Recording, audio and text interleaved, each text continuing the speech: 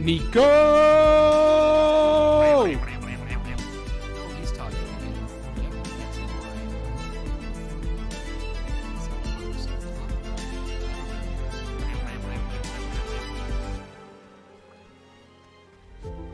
I just wanted to make that sound.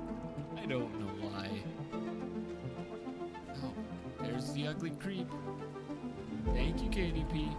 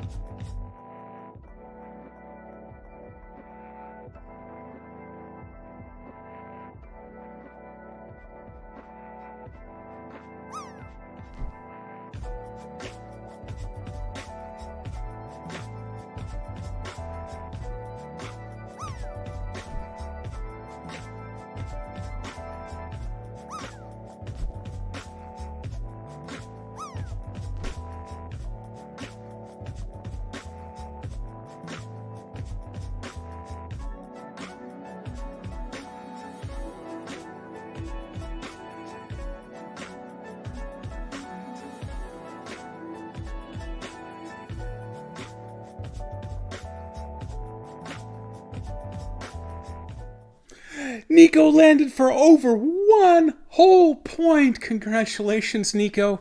You got a non-zero score. That's actually something to be kind of proud of in this stupid, miserable, lousy-ass game. Welcome in, everybody. You are such a winner. Let me get back over here and boom, look at that. Squish, squish, squish.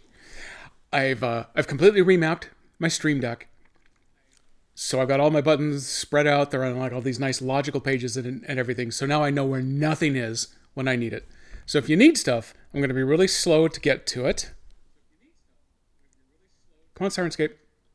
Come on, Sirenscape. There it is. Oh, man, they're already a little bit behind.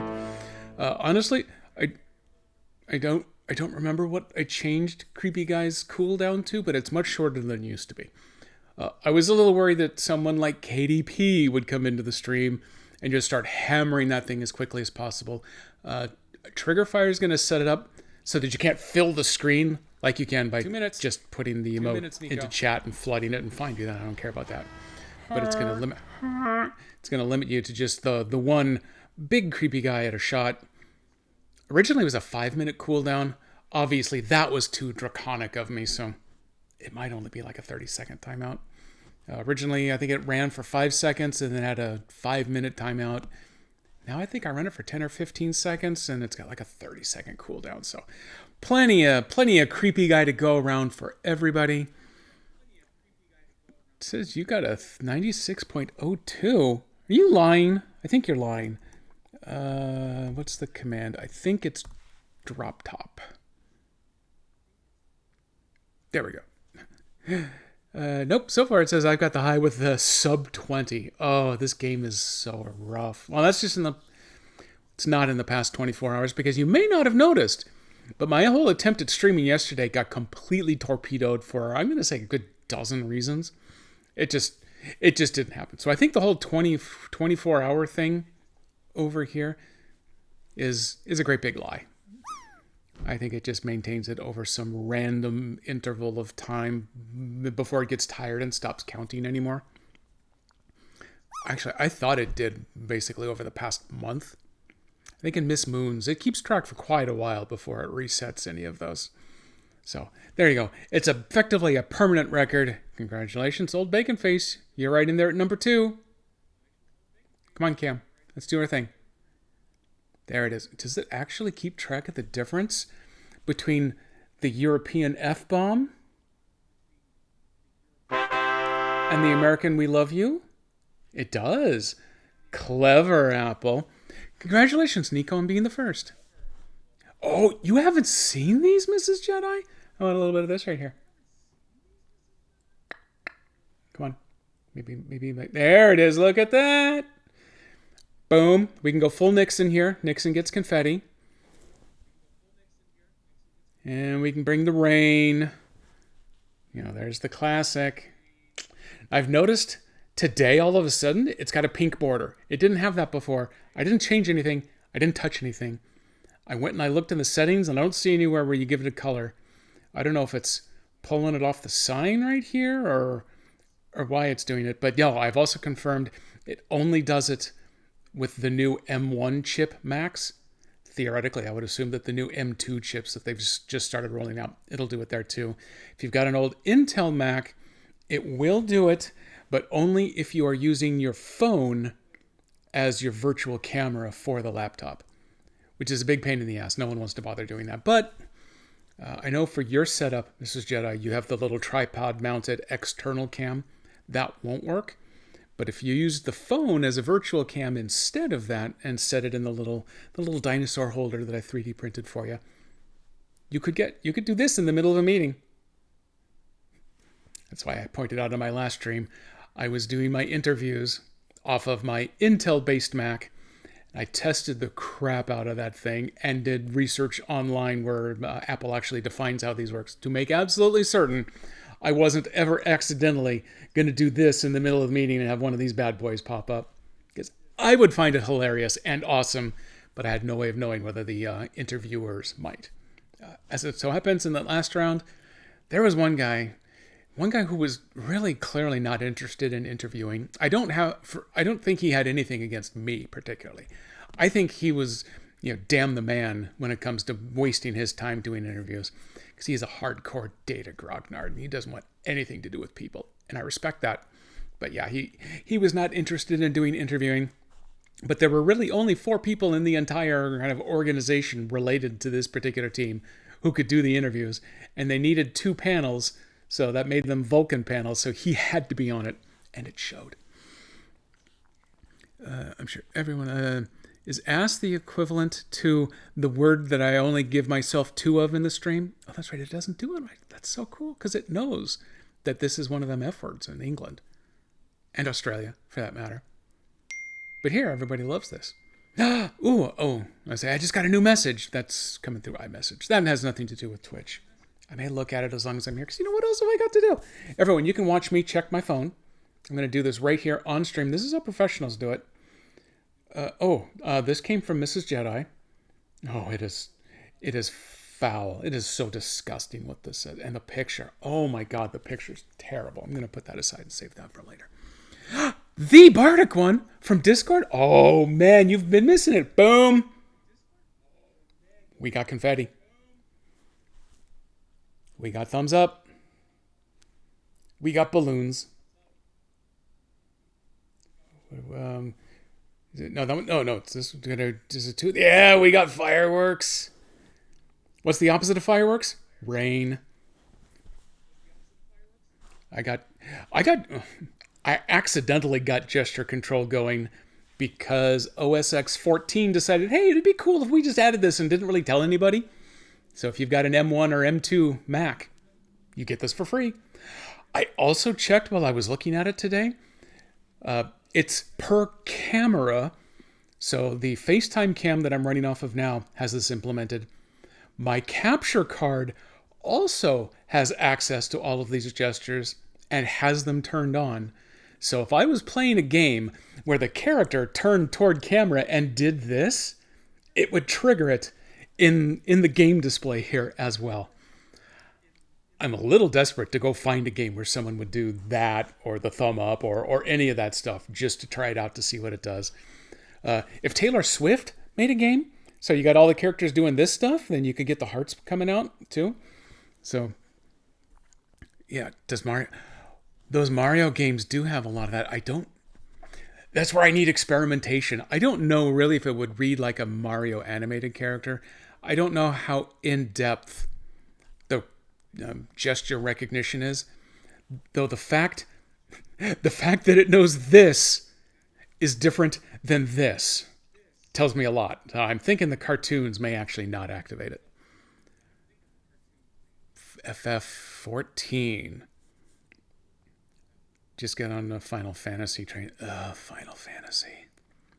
I have FF10 and 10-2 on the Switch, which was a nightmare story of its own, just trying to get there because of the way that they provided 10-2 not on the cartridge. And then when I bought the cartridge used, GameStop never mentioned that when you buy it used, you don't get access to the second half, the whole downloadable half.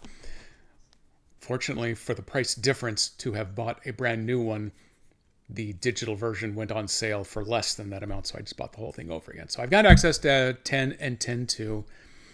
I played...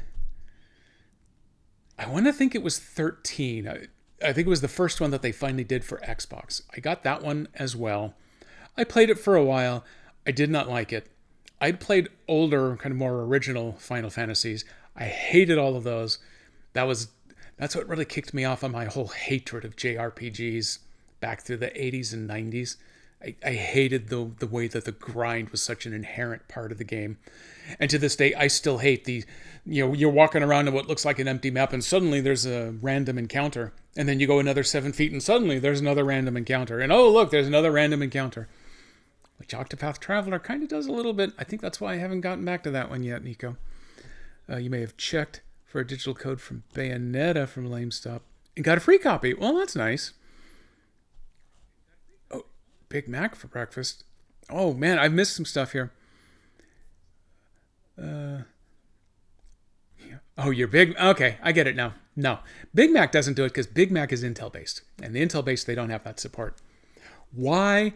I don't know. It's part of the operating system. It shouldn't. I wouldn't think care. It must use some like GPU processing that they only put in the M1 chip that the Intel one doesn't have. I don't know. It could very well just be the fact that it's Apple and they think, hey, everyone wants this. We can force them to go buy a new M1 chip instead of limping their old Intel machine along as they go. So anyway, that's all about the power move. I gotta move this one in a little bit. Yeah. Oh no, but only. Oh no, look at that! It saw both of them. That was kind of cool.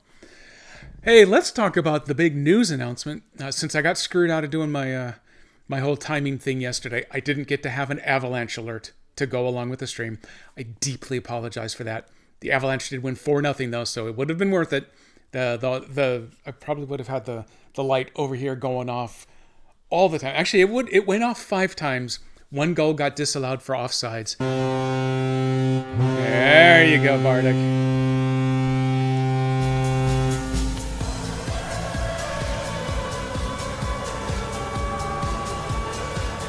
Hey. So the other thing I did, while completely redoing my Stream Deck, is I set it up so that I had a quick button for this bad boy right here. Who in my ears is like 3 times as loud as the audio one. But his video, way cooler.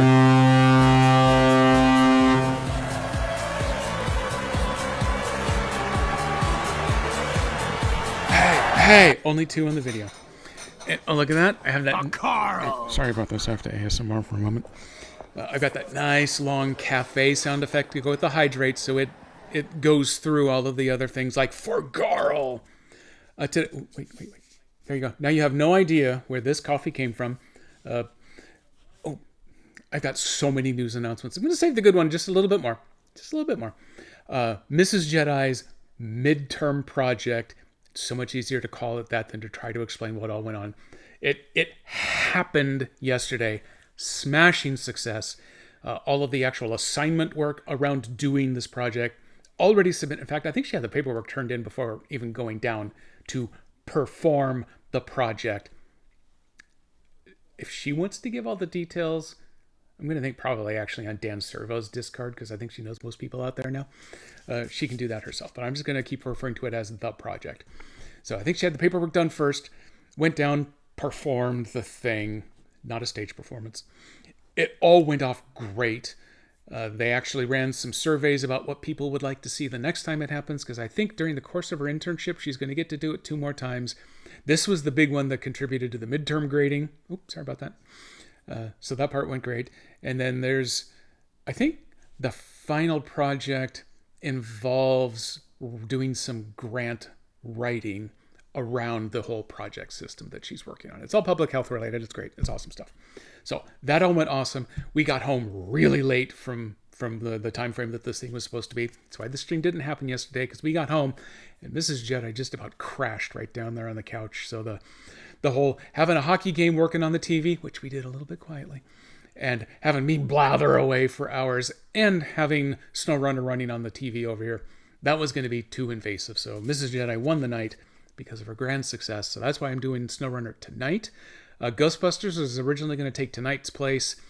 Ghostbusters has gotten booted because we got to get into SnowRunner Season 11, because I've had it, I've had it for 30 hours now, and I haven't touched it. I loaded the game. I loaded my prior save, which was in British Columbia. I fired it up. I made sure that I could see that Scandinavia is now available, so the season has loaded correctly. We're going to be jumping into it. I have not actually moved to that garage yet, so it's exposed. I haven't seen any of the map, even in pure blackness. We're good. Nice virgin Scandinavia. It's what everyone loves. Yes, Buttercouch did take her right away. Buttercouch, plus, if you're familiar with them, a rumple blanket, which is basically a space blanket. It holds all your heat in, but it's got a little bit of fake down fiber in it. So it does all of the heat retention, but it's also a little squishy and a little fluffy. It's a delight to take an afternoon nap when one of those, or in her case, like an 8 p.m. nap. Yeah, there you go. Exactly. She fell dead asleep on Buttercouch. It was awesome. Yes. Sleep. Yeah, that's a perfect description, because it's like frictionless on the outside. It's some crazy space age material, but it holds all of your heat. So it uses your heat for friction. I'm making this up. Do not trust me. Do not believe me. So that's where all of that stuff went. That's where she ended up. So tonight we're getting back to SnowRunner. Now the other part of the news, especially with all of the important people are here now, because I mean we got KDP, Nico, Mrs. Jedi, and the Bardic one is even making a visit. I've chatted with Dan Servo on Discord a little bit. He's probably not here. All of Dan's stuff is now gone. It is on its way down here to Portland sometime. Dan will eventually be coming down here. I think he's sleeping in the woods somewhere in the Portland environment tonight. And then all of his stuff arrives tomorrow.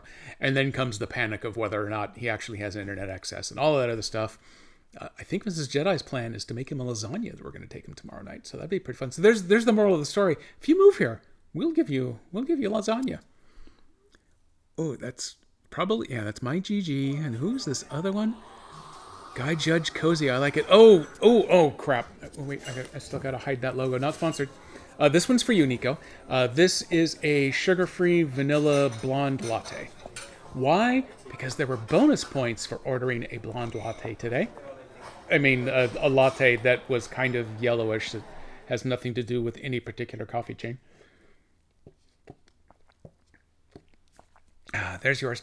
It naturally starts a little colder than regular coffee because of the milk in it. I do oat milk in mine because, why not? Screw you if you don't like it. And this one's for you, Mrs. Jedi. Mrs. Jedi was the second one? Yes. And yes, if you move here, you get lasagna. And if you stay here, you will get occasional frequent bread and or cookie products. It's Mrs. Jedi's jam. And if we ever get to a point where we're comfortably through COVID, her fall brunchin' is to die for. Also, local TT RPG games. We used to get Mrs. Jedi to play with us. She played with us on it was a bi-weekly basis. Yeah, I avoided the balloons that time. She played with us bi-weekly for, I want to say it was almost 2 years. But she was playing one of those wizards in D&D 3.x that we never quite we didn't really have the power curve from gaining levels quite as quickly as maybe you, well, certainly not as much as 5e throws at you now. So she got into a lot of long combats with, I cast my magic missile. 2 minutes. I did it 2 minutes, times. Nico. I did it 3 times. Oh, now I'm out. Now the bad guy's not dead and I'm out of spells, so I'm going to sit here in the corner with my sling and or bow, and I'm going to roll 7s for the rest of the night, so this is boring. So she took to, instead of actually playing with us, she did a great job of kind of migrating over to, hey, you guys come over every other week, play for 4 to 6 hours. I'll make lunch / brunch / dinner / whatever the timing happens to be. And then she would spend most of her time preparing these banquets for our gaming sessions. And then, I get to participate in all of that. In our kitchen and our living room, or we're just separated by a small open space, so she could still participate with the group. Worked out great. So when we reach that point again, people actually start coming over to the house. You can look forward to that too. So everybody move here. And then I'll move someplace else. New Zealand is kind of what we're hoping for, but I don't know that. I just don't like the progression for their casting skill proficiency. Yep, that definitely is a thing. That's one of the big advantages to Pathfinder 2. You got those actual useful offensive cantrips. I don't have to run out of my good spells. I have something that's better than a piece of crap bow that I have to actually spend time to become proficient in if I actually want to be able to use it. Just boom, I got a cantrip that automatically levels up along with me, and it's got a decent attack because I use my spell casting on it. It's awesome. I love that. I've got a couple of spellcasters in my Tuesday and Thursday games that they live with Electric Arc. In fact, I've got one who had to archetype over into a class that gave him access to Electric Arc because he needed it so badly. Yeah, he's actually in both of my games, Tuesday and Thursday. It's always been a part of his Tuesday game. He needed to add it into his Thursday game.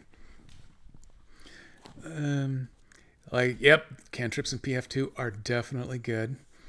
Yes, yeah, Mrs. Jedi is going to tell you exactly how boring she found that. Bread or cookies.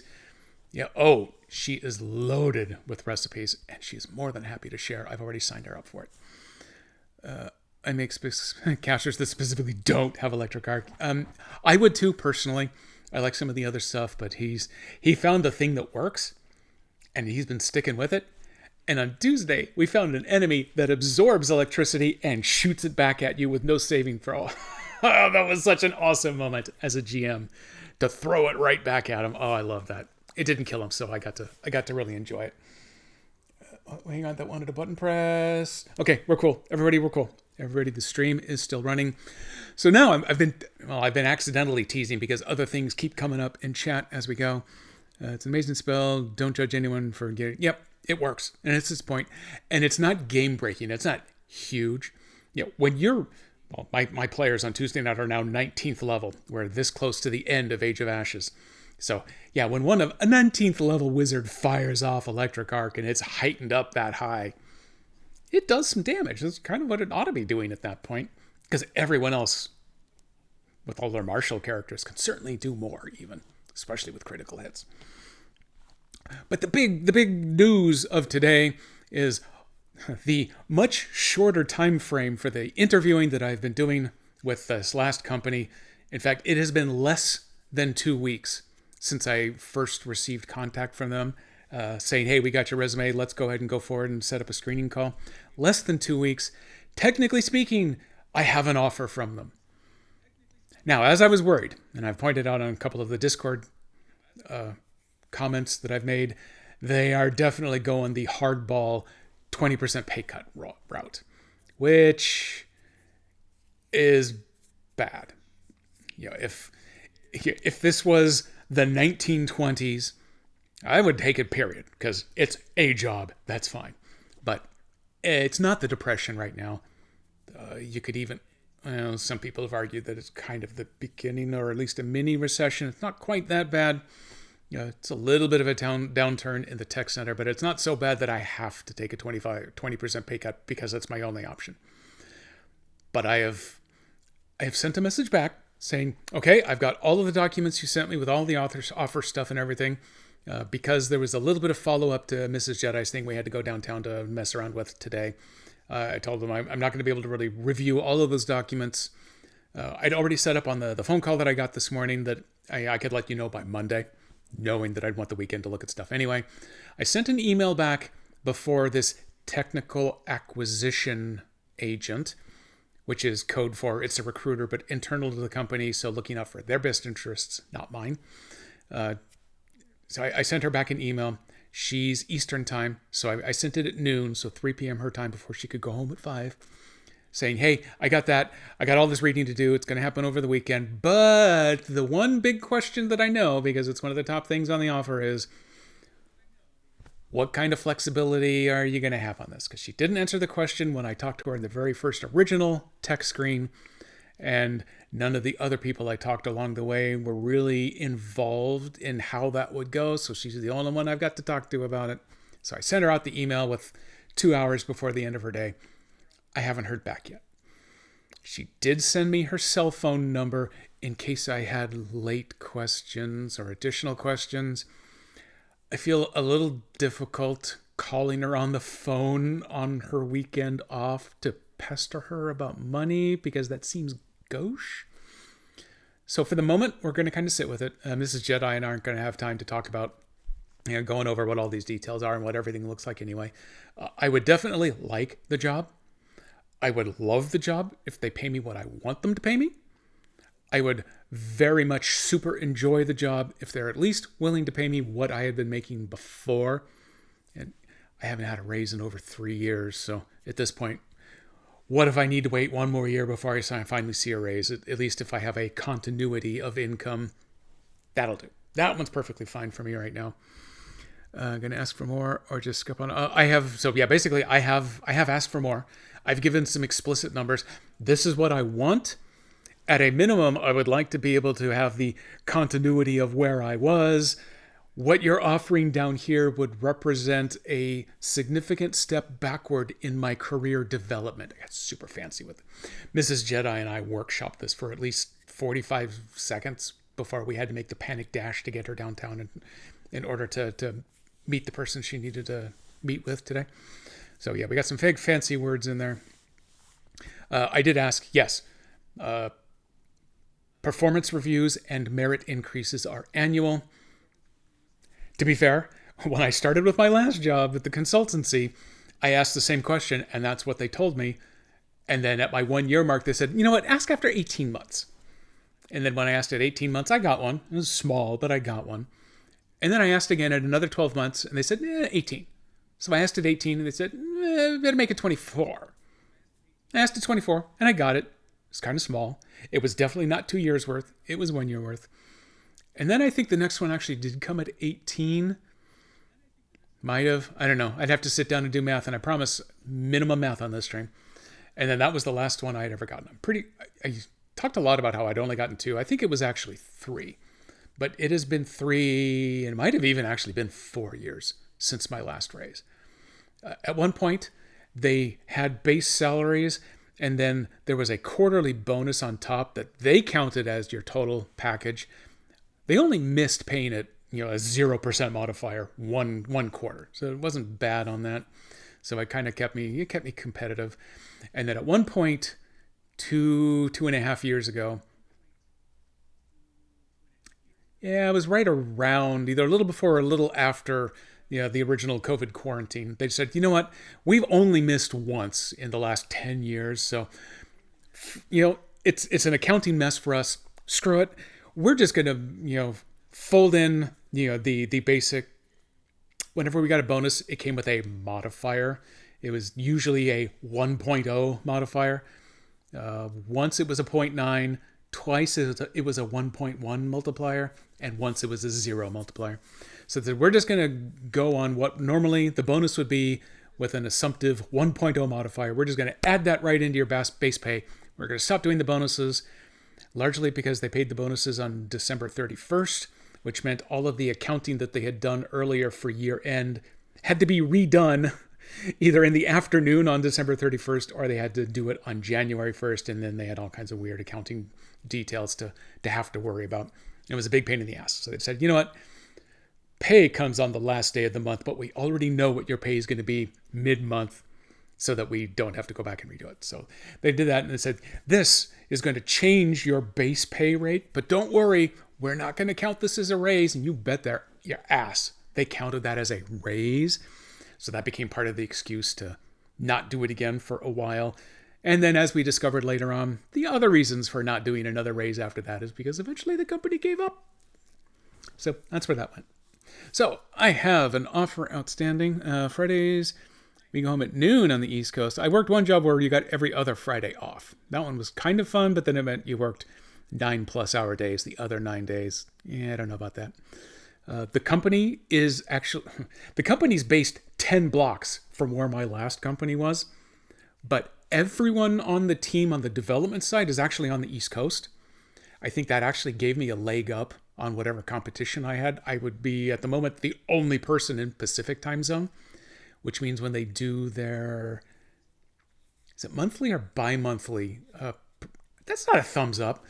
When they do their monthly or bi-monthly production release, they've had a problem where people on the East Coast, if they're working until 5 or 6 Pacific time, because this is where the deploy is done, they're up until 9 o'clock at night their time. They would love to have someone on the Pacific Coast here who could only stay up until 5 or 6 and get them off the hook, which does mean you're probably the one most likely to see the first customer problems coming out of it, but, whatever.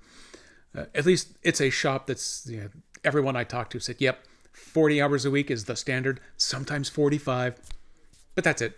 None of this 60-hour minimum, almost never a weekend, because they do deploys on Tuesdays or Wednesdays, a nice middle of the week thing, so that you've got a couple of days to get problems fixed before you hit weekends, so that part is nice.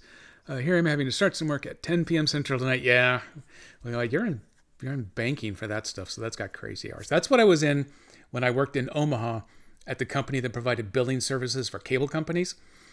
It involved downtime almost explicitly to do the deploys of our stuff. So they could not have it happen during their regular call center hours. They needed it to happen when the Indian call centers kicked in because they didn't care about them. So yeah, our deploys usually started at about 10 p.m. I only ever got involved in one of those releases. And I got called in at 10:05 p.m. because it was that kind of a push. They were only 5 minutes into it and stuff had already started breaking. And it was known that it was going to be bad. And I think we did Thursday deploys at that point. So we got called in at 10:05 p.m. Thursday. We did not go home until Monday. You were allowed, basically you were allowed to leave to go sleep because they didn't have cots in the building for you to sleep in. But that was it. Everyone was there all the time, and they scheduled everybody out so that there was even 24-hour coverage. Only did it once. That was a hell weekend. It worked great as an interview story. Tell me about a time you blah, blah, blah, blah, blah. So I've actually used that in a couple of my interviews. One only job for it is to just put up an iRule to redirect to a maintenance page while other people actually do the release. Oh, okay, then change it back. Yeah. If only it was all that easy. Ours actually, it wasn't a web product. It was all thick client stuff. But whenever we pushed the client stuff, there would almost universally be the server side stuff that had to go with it. Shutting the server down is what put everybody out of the water. So it wasn't web facing, but it was still server client. So yeah, and I think our deploys typically took, I think normally they were only down for 2 hours. So 10 to midnight, and then things would start coming back up. And then usually they wouldn't start getting, complaints going from India back through the domestic call center, and then to our field team, and then back to development. So usually it wasn't until 4 a.m. Central Time when the reports would start coming back in. So I think one time I got called in at 6 a.m. where normally I would be there between 7 and 8 anyway. So that one wasn't really a big deal. But yeah, this one, they were 5 minutes into the deploy. So it wasn't even something a client was seeing. It was something that had gone bad internally with the deploy, and they had no idea how to deal with it. And I don't remember that part. I just know that we got through that, the deploy went out, and then within 30 minutes, we were getting customer complaints because there was a client-side problem that worked on top of that. This was a nightmare of a weekend. BB got to go on our network, being down at the hospital. Oh, okay. He was there from 7 till 5:30 getting things fixed. Yeah, networks are the devil. The next raise was the company going away. So far, no, Nico. So far, I'm trying to get a pay cut out of that. So we're going to see how that goes. I really honestly hope they come back and say, we can't do your top request, but my prior pay was just above midway. And honestly, they do pay a small year-end bonus on top of the pay. If they came back with exactly in the middle, plus that extra little amount, that extra little bonus amount would be enough to get me back to where I was before, I would go ahead and take that. I think the work that would be done under that one is almost exactly the kind of stuff that I was looking for. It's been kind of hard to find. I don't know why C# has become so difficult to come by anymore. I know people like their web front ends with JavaScript and Angular or React or Vue or whatever the hell else you want to go with. And this product has some of it. So the team that I'm going with has two teams within it. Their nomenclature is crap at this place. One of them works the application side, which is both the actual front end and a server side for the front end, but is really kind of a middleware between their other team on this team, which is their data team, which is an intermediate data source that actually takes stuff out of their Amazon Web Service buckets, does some processing on it to make it available in some intermediate buckets, and then the application server team pulls the data out of those buckets and makes it available to the actual, I think they use JavaScript and React on their web front end. It is a weird complication of stuff, and it's one of those companies that everything in the company has the same damn name, so you can never really tell what anybody's talking about. And maybe they have amazing benefits to make up the difference. That can't be a thing. I had really good benefits with the company that I was with, and I got paid low for the region anyway, especially once they stopped giving raises for everybody. So that is 100% not an option. The only thing that is different really than what I was getting before is they have an unlimited PTO policy, which I've seen implemented in some other companies. What it means is go ahead and take your vacation. Based on your years of seniority, we have a little table here that says this is probably about the amount of time you probably should take. But if you go over a little bit, no one's counting. If you take 4 months of vacation in a year, someone's going to notice that. And they're probably going to want to have a little talk with you at that point. And the other recommendation I got from all 4 of the developers I talked to was, well, yeah, it's unlimited and a bunch of that stuff. And pretty much we recommend that if you start, don't take 6 weeks of vacation after you've worked here for just the first 6 weeks. And then you're probably good beyond that. And so naturally, based on our timing, Mrs. Jedi's graduation comes at about 6 weeks after I would have my start date if I end up taking the job. Now, we're only going to be gone for a Friday through Monday, so it's only 2 days worth of vacation. 2 days, Nico. 2 days. See, it doesn't know what that is. It doesn't want to throw up the foulness with that one to the balloons.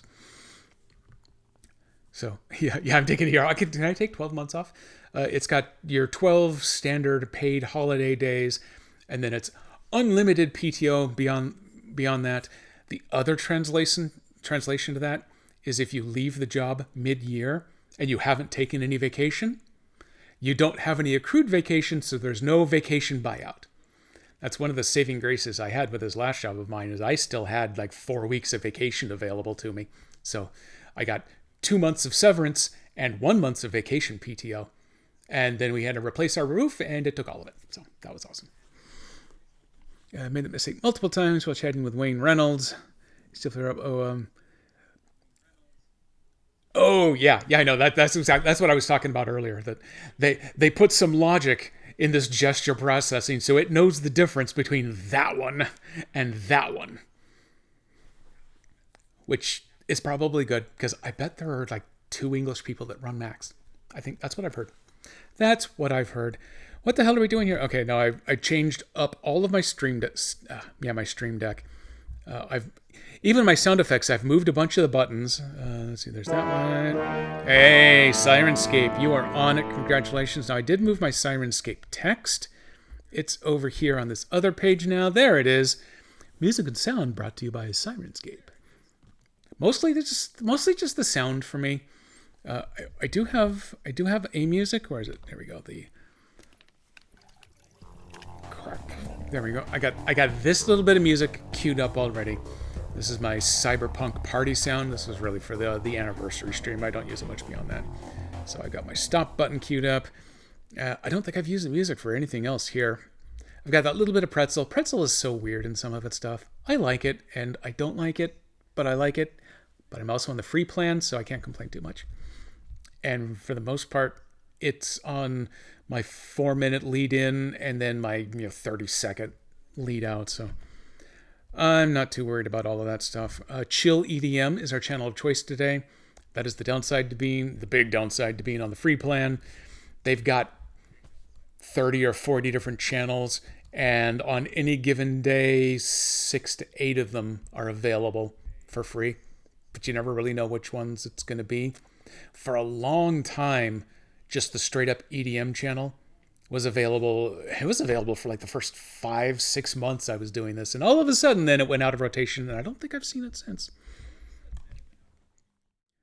Here we go. We're moving. Yes, I love... Actually, almost all the sound effects I have come from either Everyday Heroes or Call of Cthulhu. Because they're the ones that have the most contemporary sounds. Welcome, everybody, to Season 11 SnowRunner. I do note from this that this is the Scandinavian background scene. A minimum of half of these assets actually came from the main DLC because that boat and that red dock, is it really a dock house? The waterfront building place. Those were part of the start screen when Maine was the most recent DLC, which also happens to be the time I first really got back into playing this game. I think I picked it up and played it for 5 or 10 hours during the prior DLC, but then I let it sit for 3 or 4 months before...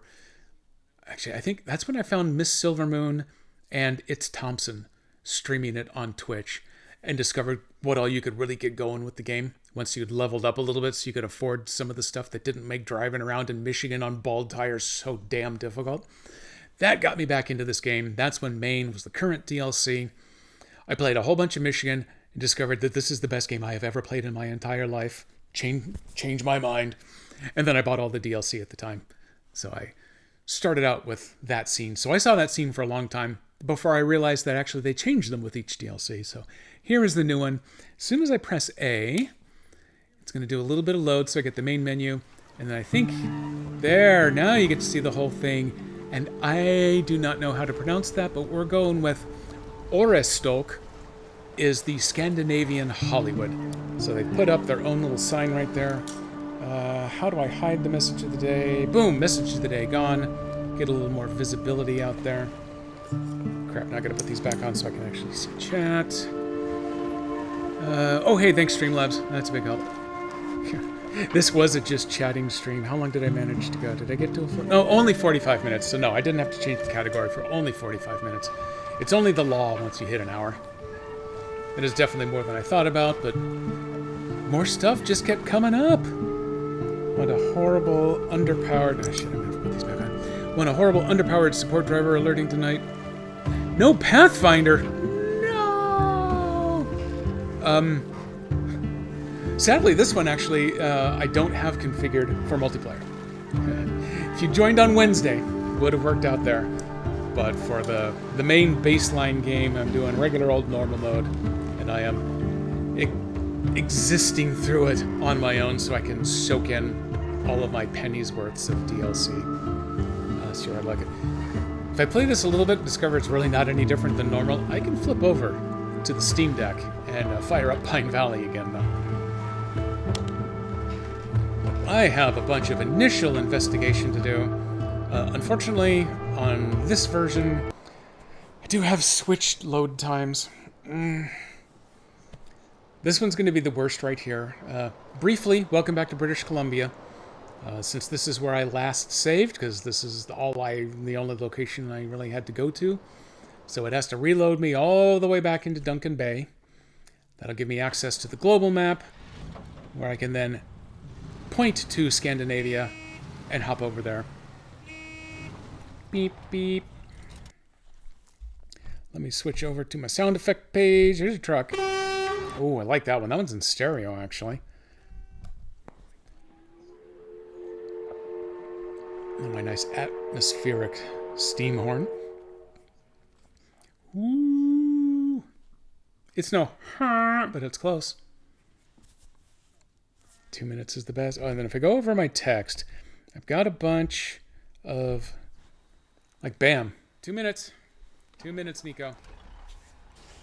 I was doing it in conjunction with the actual truck that time. So yeah, I've got a bunch of my JediBot commands on my Stream Deck now, and then I made sure that some of the trigger fire ones that I still like, I've got the commands available to the broadcaster, so you people can't get to spamming them too. Bring out Jeded! Bring out Jeded. I don't think I put that one on here. I definitely got that one. Wow. Because WoW's the best. No, 2 minutes is the best, but then WoW's right behind it. For Carl! Gotta have for Garl. Garl is tomorrow, by the way. Still not really sure what Dan's plans are tomorrow. He is supposed to let me know late morning-ish. Got it, R2. Yeah, he's supposed to let me know kind of late morning-ish what kind of needs he might have for Mrs. Jedi to go down, give him a little bit of a housewarming. He might need a ride to a couple places since he is a vehicular Luddite to kind of get stuff started. This was a really good sound quality clip that I found. I'm glad I stole this one. Let's see, I've got the goal. I've got... Oh, yeah, I made sure I got Creepy Guy added on there so we can have Nico at any moment. So yeah, I'm not sure exactly what time Dan is going to be involved. Hold on to your butt. I have a feeling they're not doing... I don't think he and Bulmer are going with the Comcast option. I think they're actually going with the fiber. So there's a chance they might actually have internet available when each of them move in down there. So if Dan has his internet up and running by tomorrow morning, like they have said that they would, then he's going to spend all day getting his studio up and running, which probably means he won't be ready for us to come down and find a place to... Let's be honest. We need to find a liquor store to drive him to so we can pick up some Maker's Mark. There, we're just going to be fair with it. We need to do that part for him. I've already found the closest store to him, so we'll probably just be driving him over there. There's also the whole lasagna issue we're gonna try taking down. Depending on the timing of things, we might go out to eat somewhere, as long as we can find somewhere with outdoor seating. We're not quite as COVID restringent as the Bullman is, but we're pretty close. Hey, look at that! We're loaded up. We're loaded up. So yeah, we might see what happens there. Mountain Ridge, Scandinavia, a historical cultural region in Northern Europe. Scandinavia is one of the most beautiful places on Earth, filled with countless forests. Oh, lakes, mountains, fjords, and more. That was a comma, not a period. The region attracts a tremendous number of tourists every year, which is why the small town of Orestok has decided to build a ski resort. Moreover, a certain Scandinavian movie studio is building multiple movie sets in the area for a new project. Thanks to the supervision of the local Environmental Conservation Agency, the safety of the local flora and fauna is in good hands. I don't believe that for a second, though I do believe that all of these trucks run off of 100% clean diesel, no threat to the environment, so maybe they're right. Maybe they're right. Let's see, regional activities. There is finish the filming. I wonder if we get to see the movie at the end of that one, kind of like the rocket launch at the end of Amour. You build the ski resort, and the fact that putting the watchtowers together is a regional task tells me that there is going to be a lot of... I think there were only 7 watchtowers across the 2 maps. which is normally not a big deal. I'm betting you probably have to build 3 or 4 of those with a lot of progress in order to get there. It is exactly like clean coal. It is healthy for you, as a matter of fact. You just right over a tailpipe, suck that clean diesel in, and everything's good for you. At least there, the garage is already open. By the lake is our other map. That is not currently open, so let's head off to Scandinavia, Northern Europe. Boom! European confetti. I may never get tired of that. It's right up there with 2 minutes. 2 minutes, Nico. Unfortunately, my vision is so bad. There it is. 2 minutes. 2 minutes, Nico. I'm terrible. I'm just terrible, and I'm good with that. What do we have? We have tasks. Oh, man. Look at all the stuff to do. Okay, no actual tasks. Those are contracts. Step 1. Before messing around with the tasks or anything, let's go to the... let's go to the garage. I should already have everything retained away.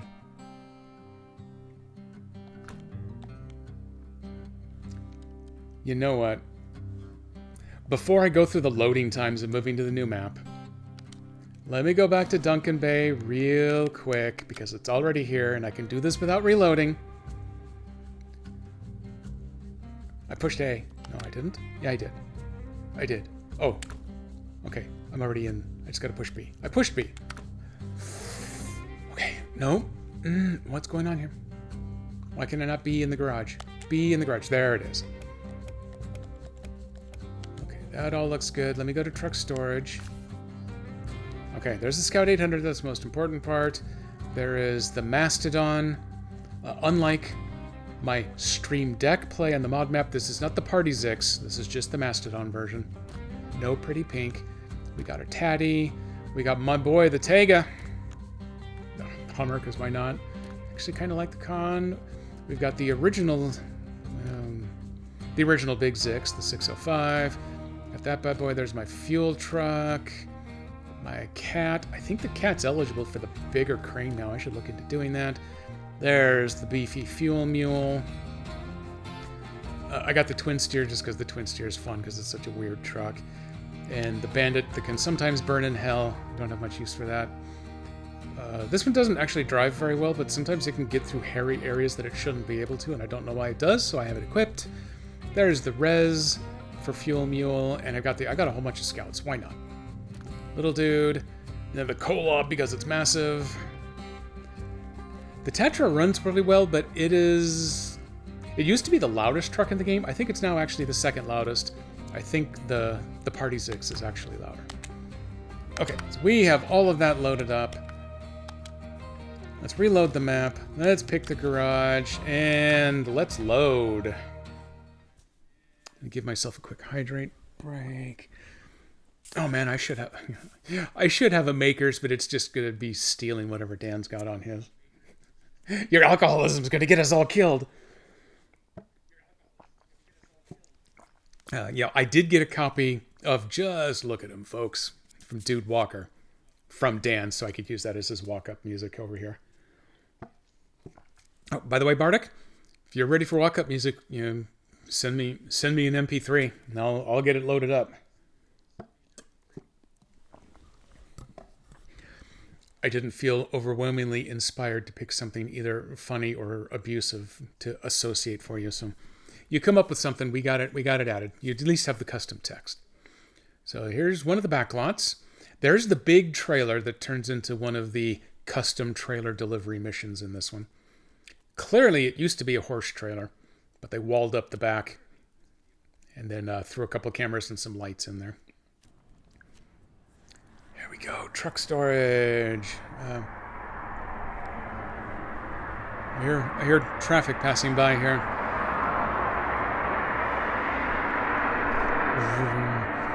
I'm definitely less happy with this one at this point in its career than when I first loaded up.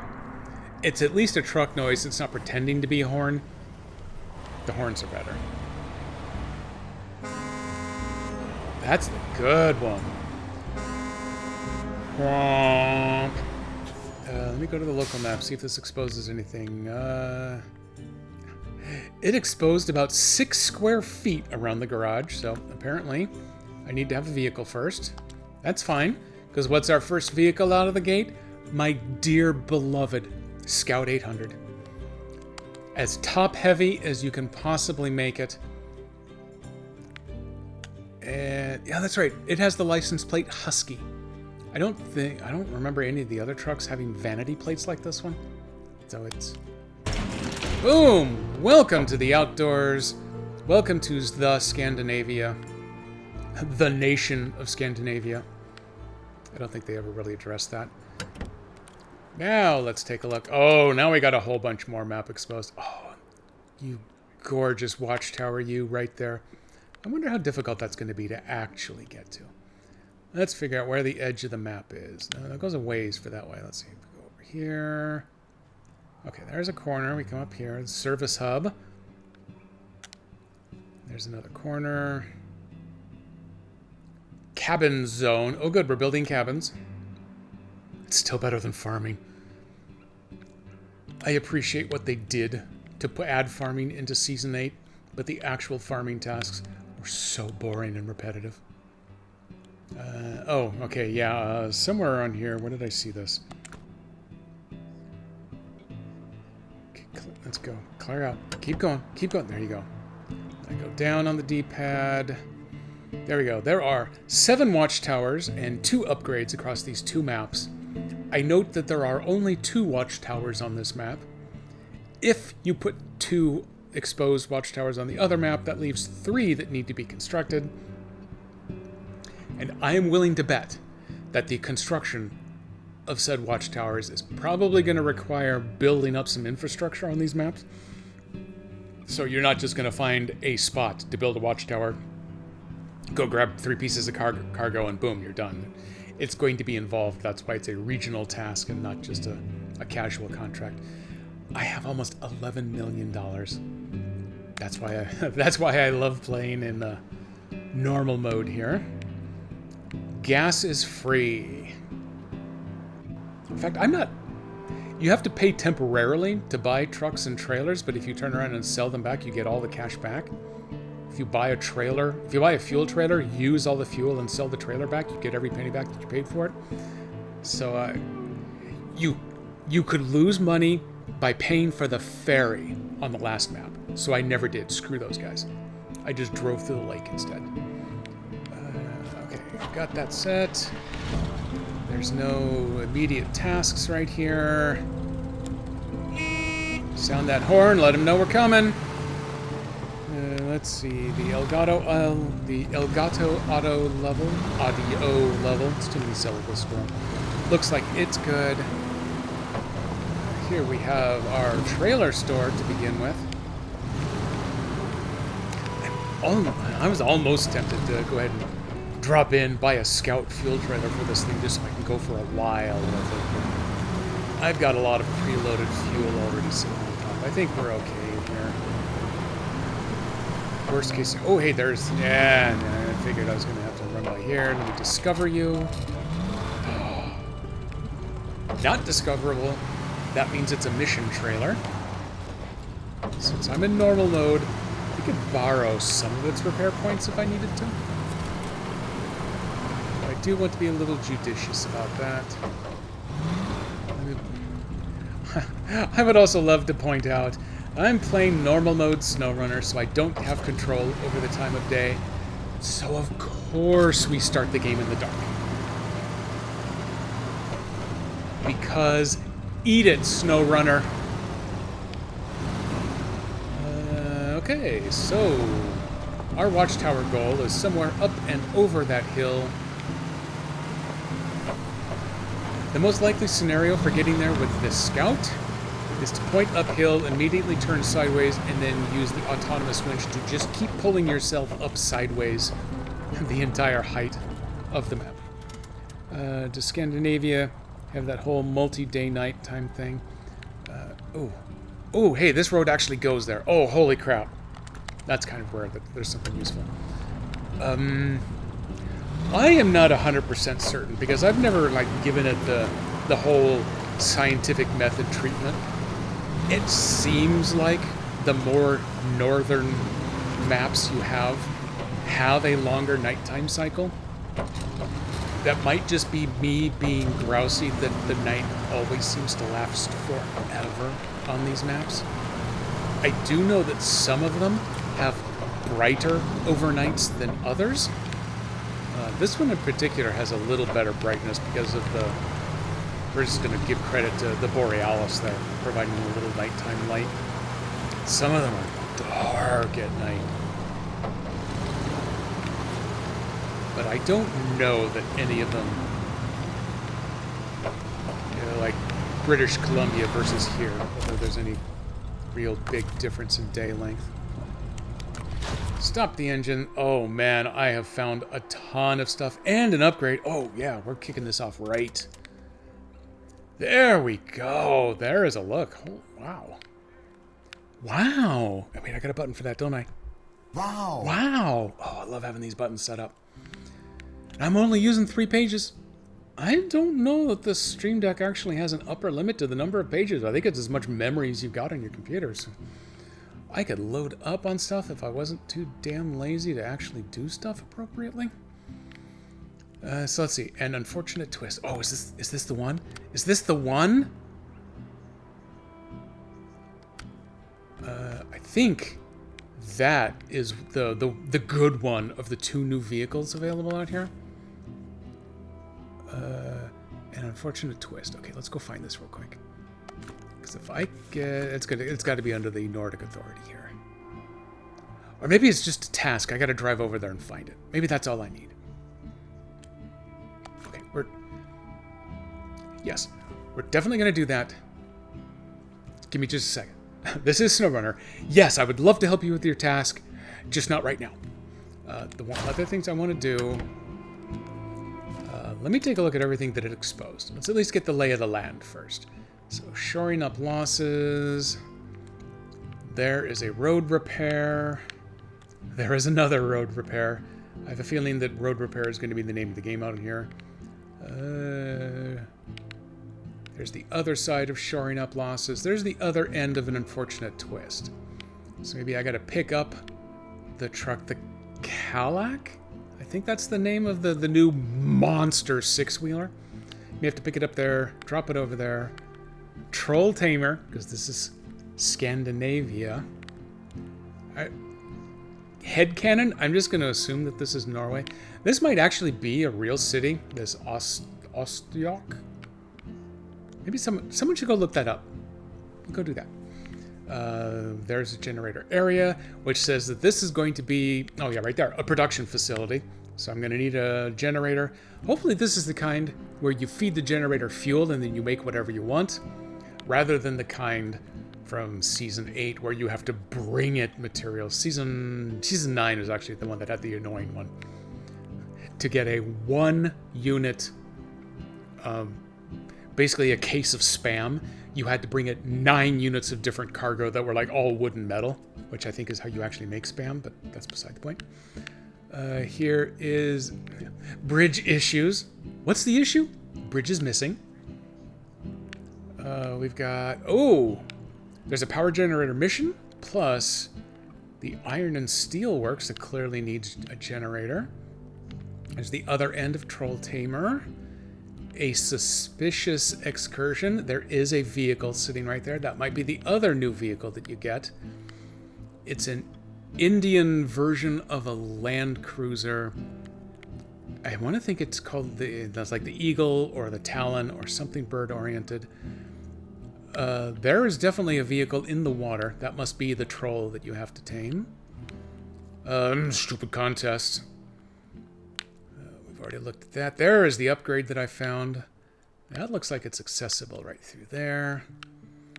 There's the service hub. There's the other one of those. The rest of the excursion.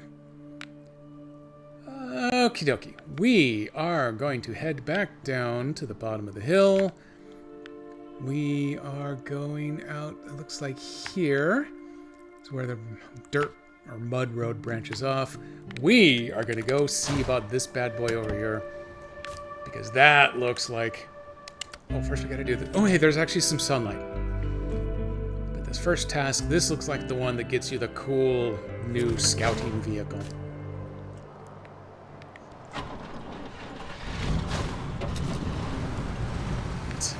It discovered so many things off this watchtower that it's still showing the alerts for me. Alright, let's head back down the hill.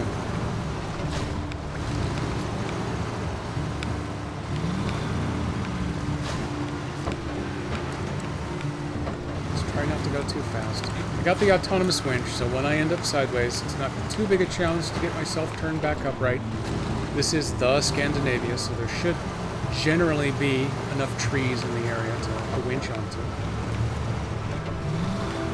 Usually I say that just as I then hit the one big rock that tips me sideways, and that's the end of the day.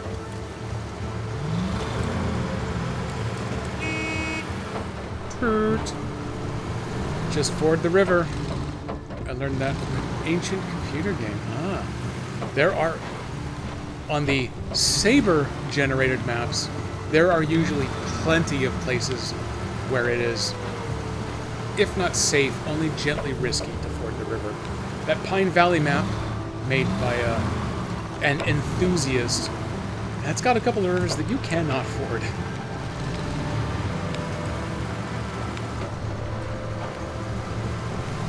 This one should have plenty of fording opportunities. This Scout actually has done pretty well, especially with this big, beefy, big for a civilian vehicle, beefy mud tires. Oh no, this isn't the one. Oh, this is a trailer, not a truck. Although, I believe this actually is a Scout trailer. I may have accidentally selected the correct vehicle for this. Let's manage our wheel spin. Really good mud tires are doing us right. We gotta slow them down.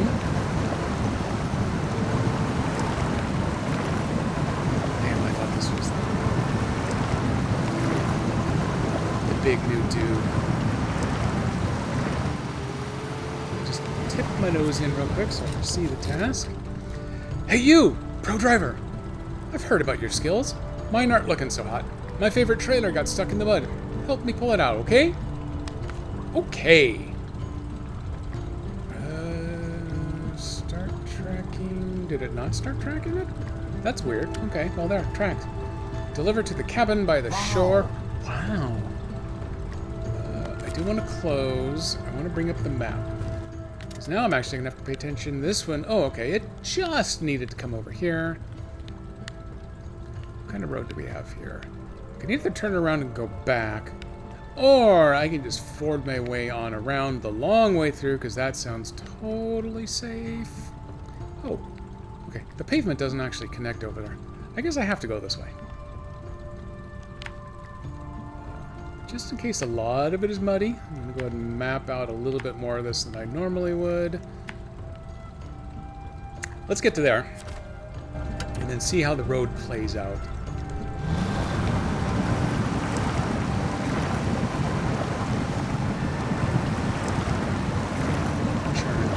Churn.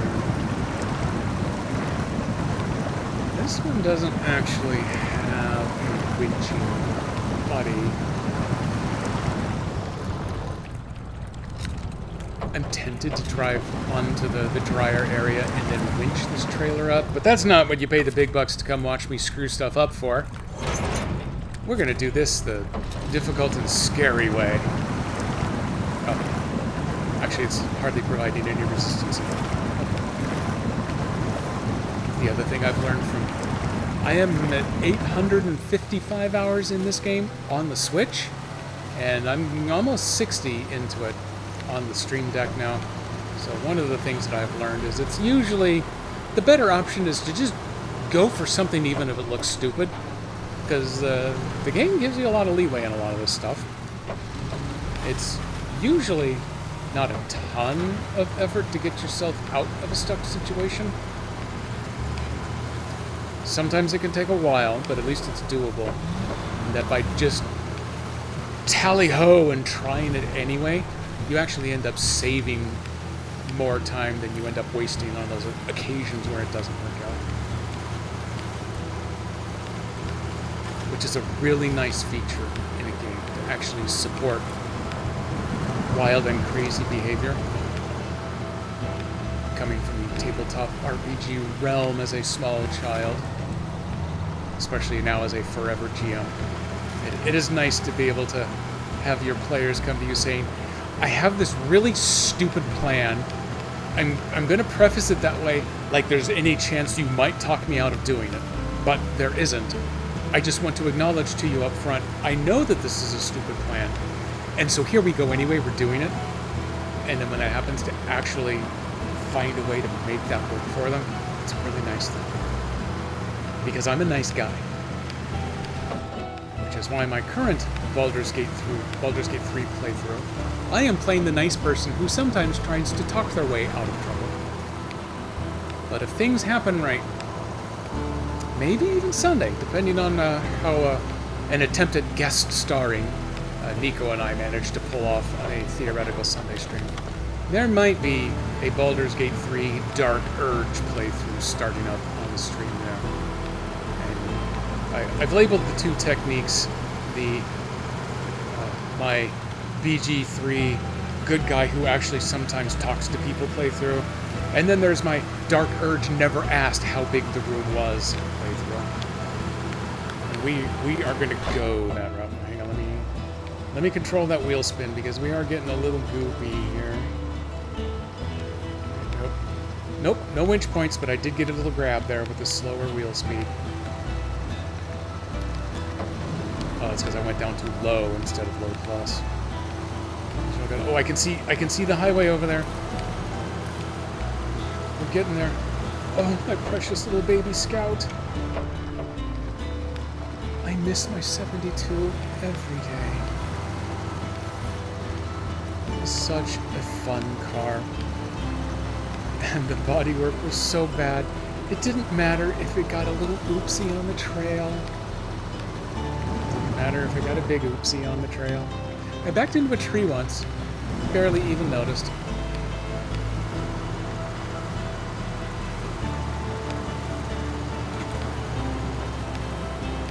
The leaf springs in the back were a little droopy, so she sat a little low in the tuchus.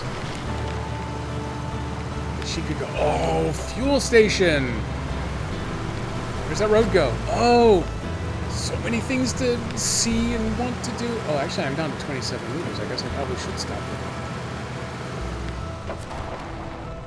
I have a ton of gas on top, but getting theirs anyway. With the gas on top, I basically got... One moment, please. I basically got 3 gas tanks worth of fuel. Turn harder. We need to go discover this bad boy. No, that's also part of a mission. That one is for those that are not familiar, that is a radar truck. You can pull behind your scout, and when you stop, as long as it has fuel in it, you can fire it up, and it behaves like a portable watchtower. So it will expose the region immediately around you. Especially on a map like this, where you're going to have to build some of those watchtowers. If you are concerned about your immediate environment and you're maybe trying to find something, or just get a breakdown of what tasks and contracts and road closures and things are around you, I think we'll go that way. That portable radar doodad will really do what you need. I've actually very rarely used it. I think I used it in Amur early on. I need to get just over there. Do I want to go back to this road? If I go back to this road, I might be able to hop down and activate that task and then see if that one gets me over there, because otherwise there's a risk if I go this way. This may not go through.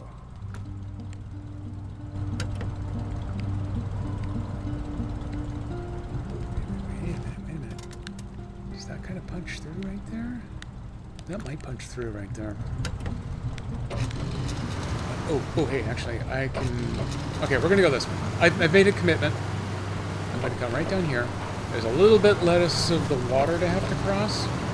Might be a little bit more mud, but there's a little bit less water. We're going to go this way. We're going to take the long leg of the triangle. We're going to work our way over here. We are going to see if this meets up with the road over there. If it doesn't, we got plenty of fuel for right now.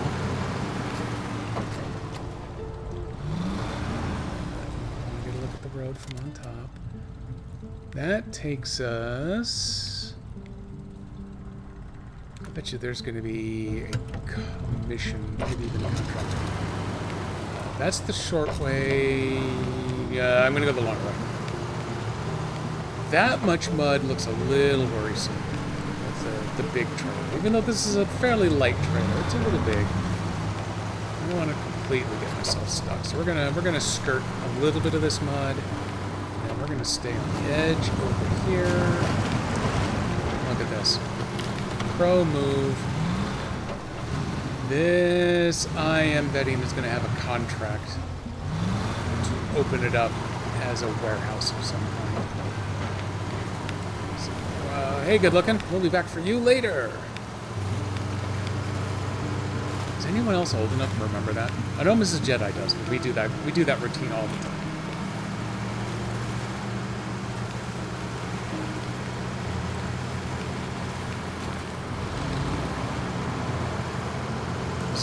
This is a little scary.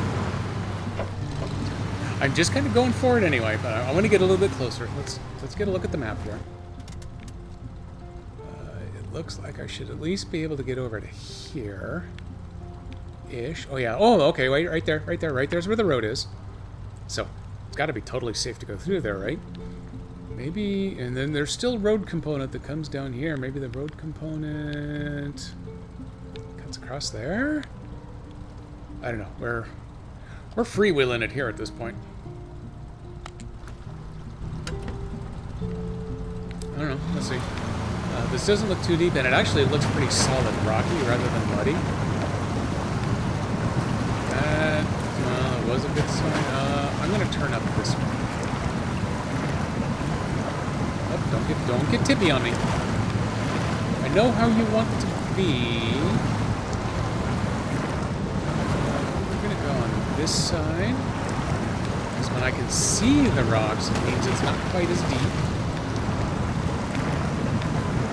That is a scout-sized hole right there. Definitely want to go around that.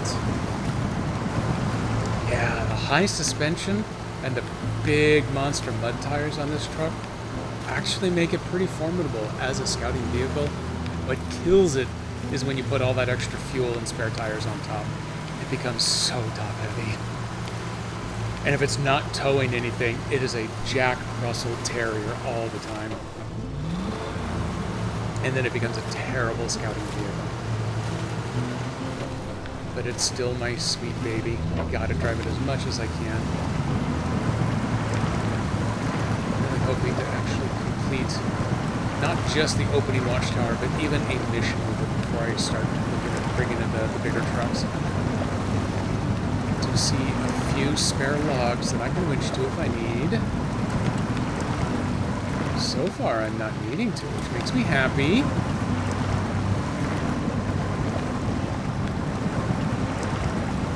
The mud is a little deep here. Slower wheels. Yeah, slow wheels make us happy. I'd like to be a little happier. Okay, there we go. A little slower means a little happier.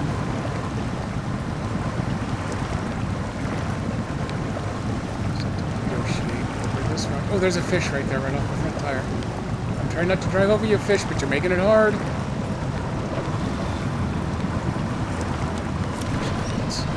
Let's provide just a little speed assistance there. It was definitely going to do it on its own, so I don't want to think of myself as a quitter there, but it definitely sped things up by going ahead and winch it just a little bit. I'm not going to deny that doing it again.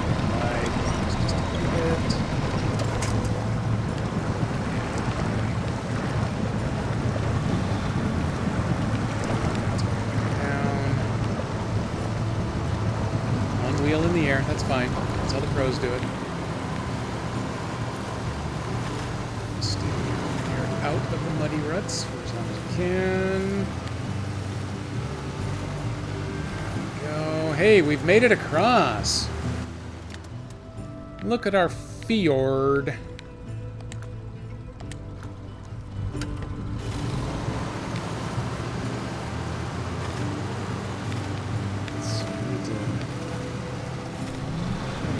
Where did I put my fireworks? I want to have that prepped up. Where did I put the fireworks? It's back on page 1. Oh, okay, yep, okay, I found it. I found where I moved the fireworks. Fjord. That's exactly how the Scandinavians say it.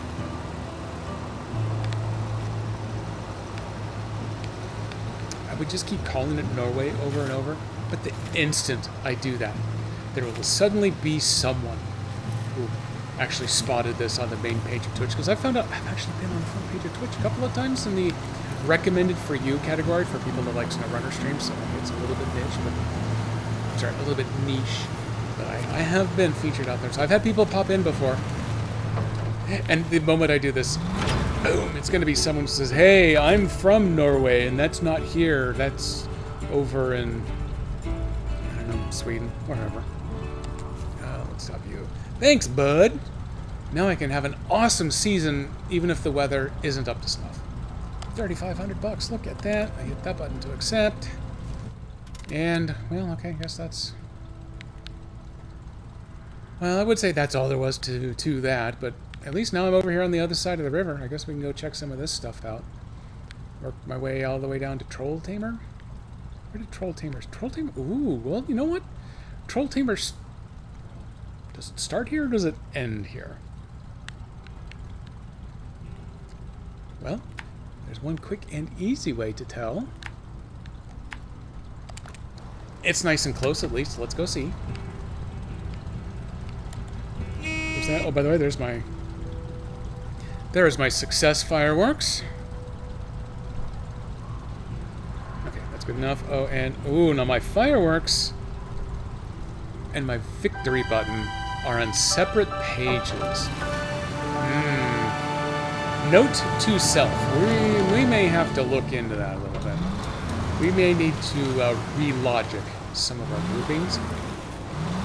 I have my fireworks set up with my scene buttons right now. I have my sound effects all on a page by themselves, and then I have my text buttons set up on a page mostly by themselves. I also have a couple of Twitch function buttons. Like at the drop of a hat, boom! I can clear the chat. Now no one knows what they used to say before, as long as you don't read what's still right here. The one thing I've been meaning to do for a while is I now have a immediately clip this button. Previously, over on the Stream Manager, I had, what is that, like a stream marker? Yeah, I could add a marker, but then I would have to go back through the replay, and it's really weird and kind of convoluted how, if ever, wow, you get to those markers in order to do your own clip. So now, when something good happens, give it a handful of extra seconds, and then I can just hit the clip button, boom, we're clipped. I presume that by default it just does a straight 30-second clip. Go a couple seconds past whenever I want, and then it'll be like 25 seconds before to 5 seconds after. It should capture it pretty well. And I don't have to go hunting for stuff later. It's a little rare that something actually happens live that I think at the time, oh my god, I would love to have that as a clip. But you know, just in case. Show task. Hello! Oh, sorry. I didn't mean to yell. I took pictures of a troll. Then it chased me into a swamp. So I had to drop everything and run for my life. If you pull my vehicle out of the swamp, this is the vehicle I'm looking for. This is it. You can have it. All I need are the photos. And the Burlak 6x6 is the reward.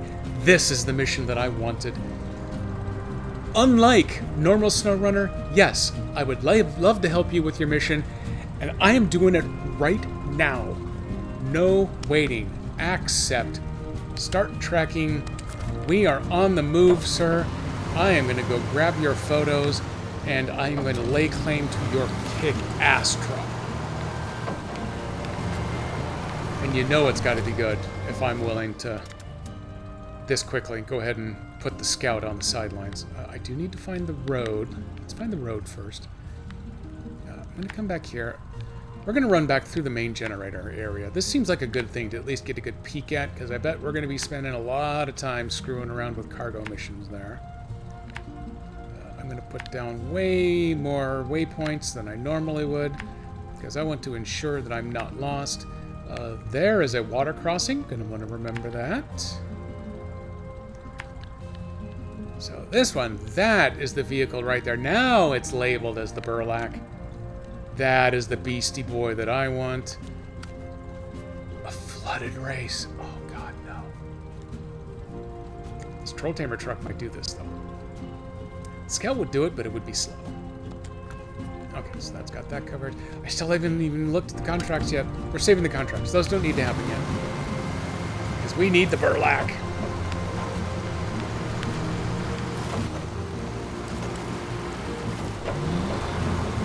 Soon as streamers get online, playing the public test server on Epic because Steam wasn't cool enough to keep doing it, and they start whining about how overpowered the Burlak is, that means I want it.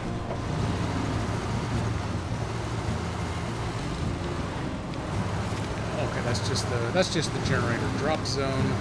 There's no mission with that one directly. That one is almost guaranteed to be a contract. Buzz over here real quick. This should at least tell me what kind of cargoes we can build here. Do this. No energy in the zone. I can make a cabin there. That's it. That is it. It says production. I can't get the other labels off the top of it. Okay, fine. You win. It is a production zone, but it is clearly a cabin production zone. Ooh, here's a truck. Are you free? You look like you're in bad shape. I think those are all flat tires. Also not free. That's a mission truck. The classic SnowRunner mission. Hey, you can have this truck after you repair 900 points of damage, and you put 300 liters of fuel in it, and you drag it all the way across the map to the other place. But once you get it here in that shape, now we don't want it, you can have it. Could have just given it to me right where it was. I could have recovered it to the garage in seconds for free, and Bob would have been my uncle. But nope, gotta make me drive around. In real life, especially when we lived in Colorado, this is the point where I would literally bring the car to a stop right here and go, oh my God, there's a four-wheel drive trailer right over there. I wonder where it goes. Do we have time? What if Bob is my uncle? See, that's the joke I keep making. I go, whenever I talk about Bob being my uncle, I have to think for a minute. Do I actually have an Uncle Bob? No. I have 3 uncles. I have 3 living uncles. I have 2 deceased uncles. None of them were ever named Bob. I did have one Carl, though. For Carl! Oh, wait. Actually, you know what? I think Uncle Carl may actually still be alive. I think he's alive. He's the uncle that I have only seen twice in my lifetime, and only actually kind of face-to-face and shared words once. As far as I know, he's a really good guy, though. Congratulations. Because I've got one uncle that's not such a nice guy.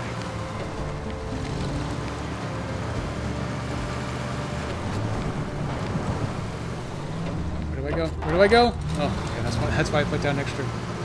For Uncle Garl! Man, I cannot wait for tomorrow to figure out where we're going in the story of Garl. And that's like I said, I don't know. I will definitely be streaming for longer than my usual 2-hour window. Because Dan, even if he gets there and his internet is up and running and he's got the studio put together, he is not doing his stream tomorrow. Certainly not at 4 to 6. If he wants to jump on at like 9 o'clock at night and do a little bit as a test, good for him, but that's not a plan. Ooh, oh, damn it. Damn it! I'm already distracted. There's a gateway over here. We have to go see the gateway because that's how you get to the other one. But yeah, he's definitely not going to be streaming his regular 4 to 8 o'clock stuff. So I'm not limiting myself to my normal 2 to 4. Kind of ideally, I'd like to do a 2 to 6, but it's going to depend on what Dan's state of the morning actually is. Oh, hey, I think I can actually unlock that. I'm going to open the map directly. That's, by definition, that is a mission trailer. You cannot ever do cargo with that.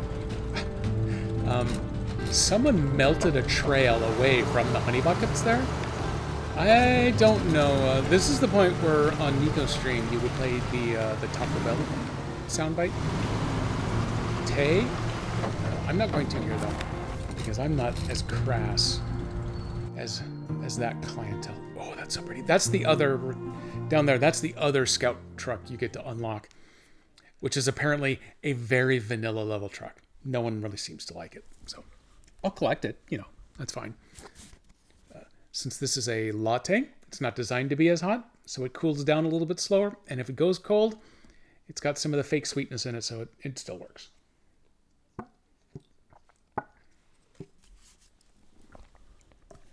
Ooh, still a little bit of oat milk foam. That's nice.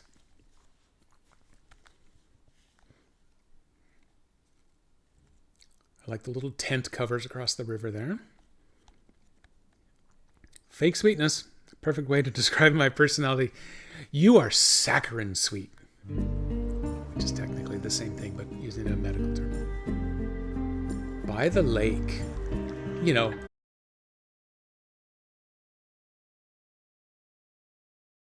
Oh, damn you, kid. Oh, okay. Of course, it actually kicks back in the moment I say damn you, kid, when I notice that it's cut out. Okay, there we go. So I did my quick tour around. That is the only thing that is illuminated on this entire map. Is just one giant black square. I don't think I'm going to drive over there right now. So the only other thing exposed on this map is the gateway, which is fine. Here we are. Everyone take a quick look around. Look how gorgeous this is. Now we're going to go back and get the Burlak. Except for Nintendo Switch load times, there was a quick detour there. Number one feature, heavily rumored for Switch 2, was an emphasis on speeding up load times, regardless of what it is. Just, well, virtual or solid-state disk access, the I/O rate. They're supposedly going to dramatically speed up. Okay, as long as we're loading. Fun tip I discovered today. Some lab did a whole bunch of testing on, I'm pretty sure it was the Windows 11 BitLocker system. And they discovered that on most SSDs, it gimps their performance by up to 45% SSD speed. Which is, you know, the whole point in a solid state drive is the speed benefit you get over the good old school platter stuff. And apparently their BitLocker encryption system practically invalidates the whole point in doing that. So, note to self, I'm a Mac guy, so I don't have Windows BitLocker installed on my machine anyway, but with my consulting firm, back when I had a Dell machine through them, one of our requirements, because of the overall security we implement to satisfy variable customer needs, is it had to have BitLocker on it. But none of them were ever solid-state drives, so they were slow anyway. And then that just made it even slower. This is one of those things here where this is probably going to be a bad idea, but I'm just going to do it anyway, because look how much I care. Oof. I went slow enough I didn't take damage, so that was good, but it wasn't as deep as I thought it was going to be. So, boom, we plow right through. We do not need four-wheel drive on the pavement, although, is this icy? Is this why we're having trouble moving? Oh, okay. That's why we're having trouble moving. I got plenty of fuel. I just forgot to put it in. All I need to do is add a little extra hosing so that it goes up onto the roof instead of staying under the hood there. Just put a fuel pump up on the roof. I'm fine. That's how it goes. I wonder how whole other disk encryption does other whole disk encryption does at speed? I'd always kind of assumed, especially with solid state, if you're doing the encryption stuff, most of your time wasted is going to be on the encryption part at that point. I get the point for it. If I'm in a business environment, yeah, I'm all for it. On a personal machine, I've never liked it. Having said that, I did used to run with the whole disk compression turned on. Anymore, you can get hard disks so big that that's a complete waste of everyone's time and effort to do. But I used to have to do that just to get my own stuff to fit in my own place. Oh, I guess there's a road that goes around the back, but it's covered with crap that you can't actually get up. Yeah, I haven't run whole disk compression in forever, and I'm the better for it. Whole disk encryption has always seemed like it's going to be prone to poor performance.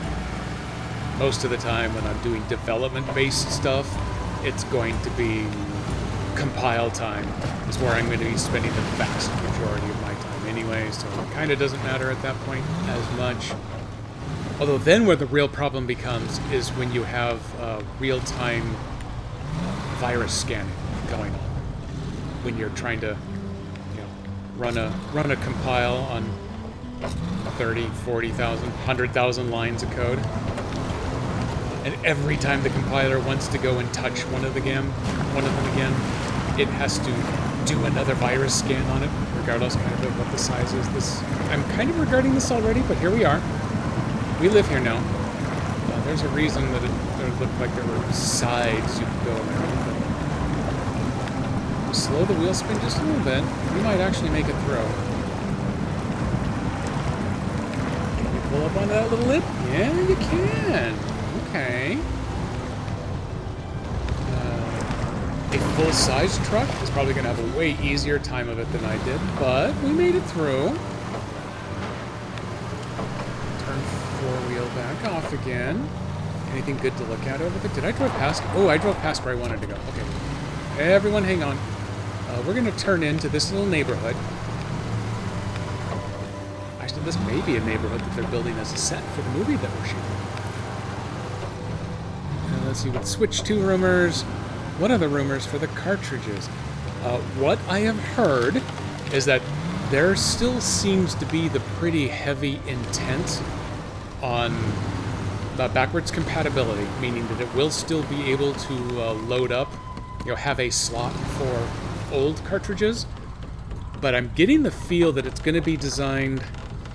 I want to think of what there's SDXC, the little solid state mini memory cards, like the ones that the Switch and the Steam Deck take.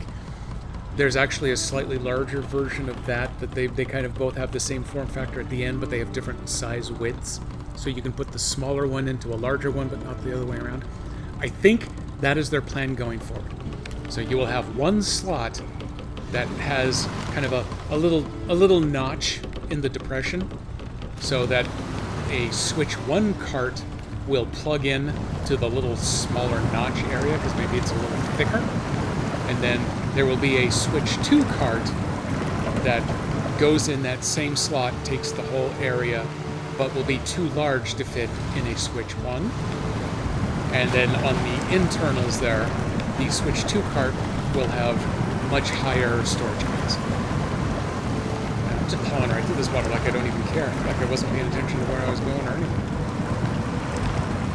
The other rumor that I've heard is that the cartridge form factor will actually be identical.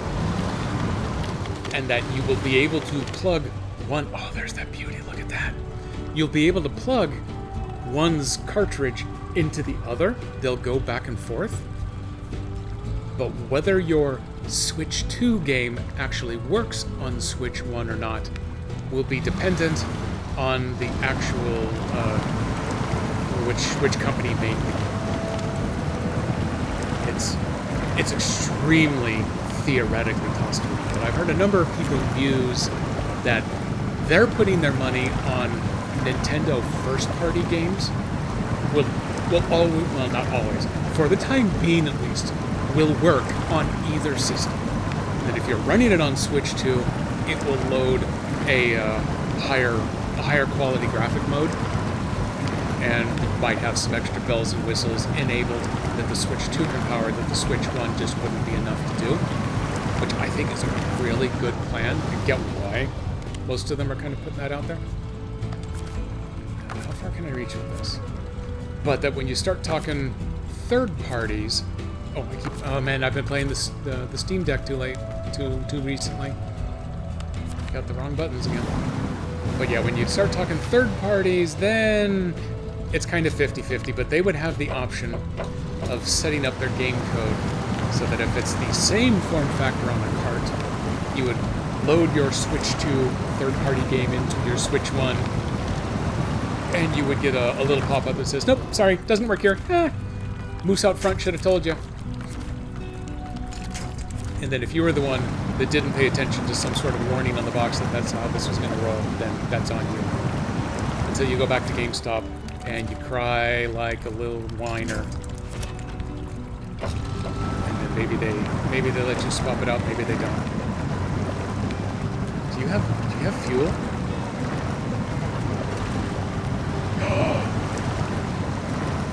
Okay, if you've got fuel and you can move yourself, we're going, bub. I don't care about your 1 and 2 points of engine damage. You can take it. You're a big boy. Oh, yeah. More power! I don't think I have a more power sound effect. Maybe I'm going to need one now. Let's start reeling you in. Oh, look at this piece of machinery coming up behind me. This is not a semi-rig. This is a scout truck behind me. Oh, this is going to be so good. How the hell do I get out of here? On this piece. It almost kind of looks, I want to go right there.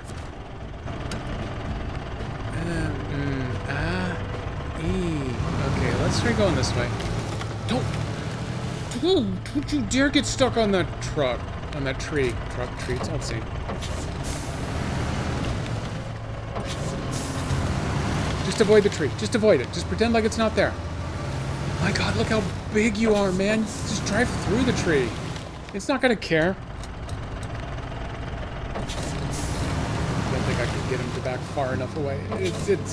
He's grabbing the tree by pixels. If I can get my nose to pivot just a little bit. There we go. Yeah, if I can get the scout to get back past it, I can turn harder, because this one up here I think should collapse. Through this. Over this hilltop. Oh, this is not going to work. This is going to pose a problem. That's a...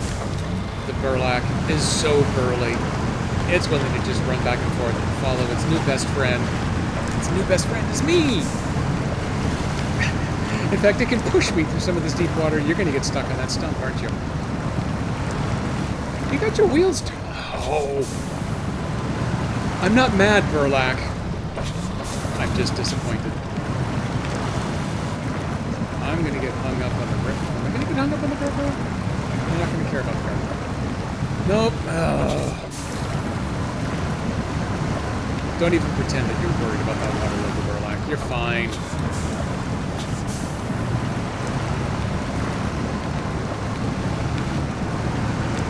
Just push me over the guardrail. That's cool. This is the real fun in towing something that's much more capable in an environment than you. Is that when it sees that you're struggling, it'll catch up and it'll push you. I've heard a lot of the SnowRunner streamers refer to that as I'm going into push me pull me mode. I probably don't even have to mess with trying to pretend like I'm staying on the pavement at all. I can just drive over here. If I get bogged in the mud, Burlak ain't going to get bogged. There you go. You're doing it, buddy. I'm so proud of you.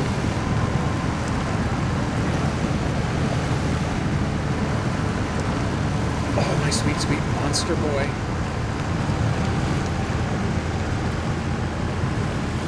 Now, don't worry, Tatterin. I'm not ruling you out of the family.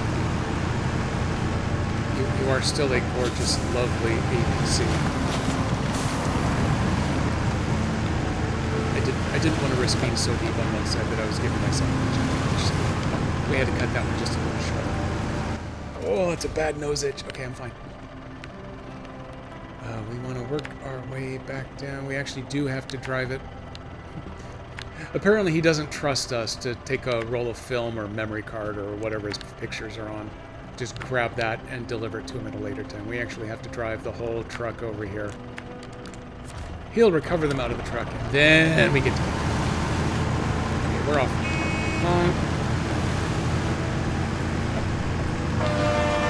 There we go. Oh, that's much better. I think the horn on this Burlak is actually a good one. They've gotten a little confused in some of my public test stream videos that I was watching about which truck to which. I think it's got a good, not the best one, but good.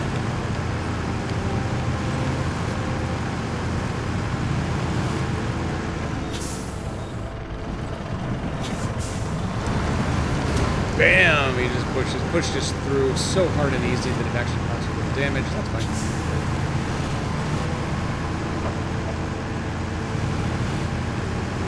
My old Scout 2, I ran slightly oversized 31-inch tires on that bad boy. They were monsters. They were so big that they would actually rub if you tried to turn them too hard up in front. I think they may be the same in this one, or they may actually be a little bit smaller on this Scout. But the Burlak, this Scout truck, runs 54-inch tires, so it's pretty much never going to get stuck. If it does, it's because someone cheated.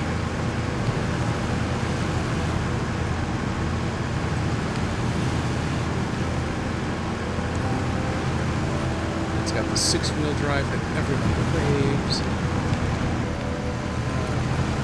You can actually equip it with a 1-slot flatbed that comes with its own little mini loading crane, and you can still attach a full rig trailer to the back.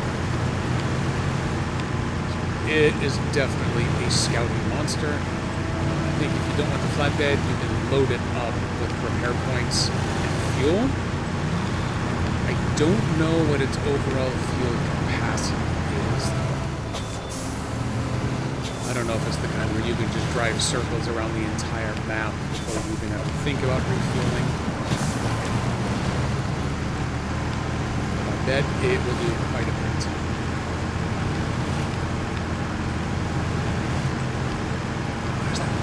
Up there somewhere. I know is aware that I want to be at someday, but I'm not going to worry about it.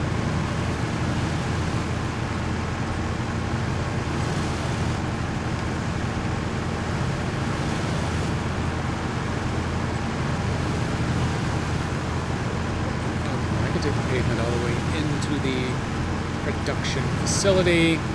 It's a cabin store.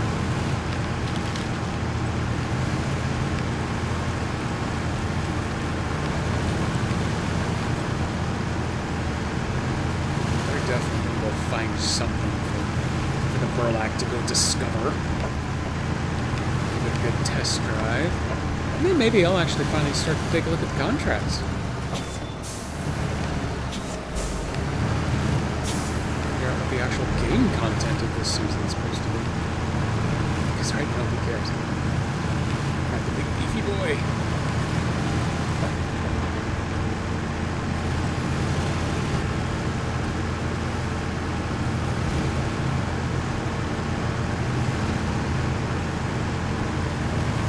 That's a pretty constant drone of noise going on. Fortunately, we're very close to being there, so it might actually be a little quieter here in a moment. And it seems to be up kind of mid-yellow LVU meter.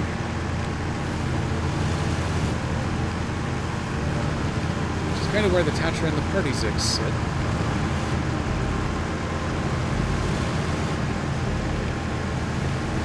Struggles. We're almost there. Boom! New truck discovered. Here are my photos. I will prove that I am not crazy. Oh, that's right. He's the Bigfoot hunter. First, let's shut down that engine. Wow, my nose will not stop itching. You got it.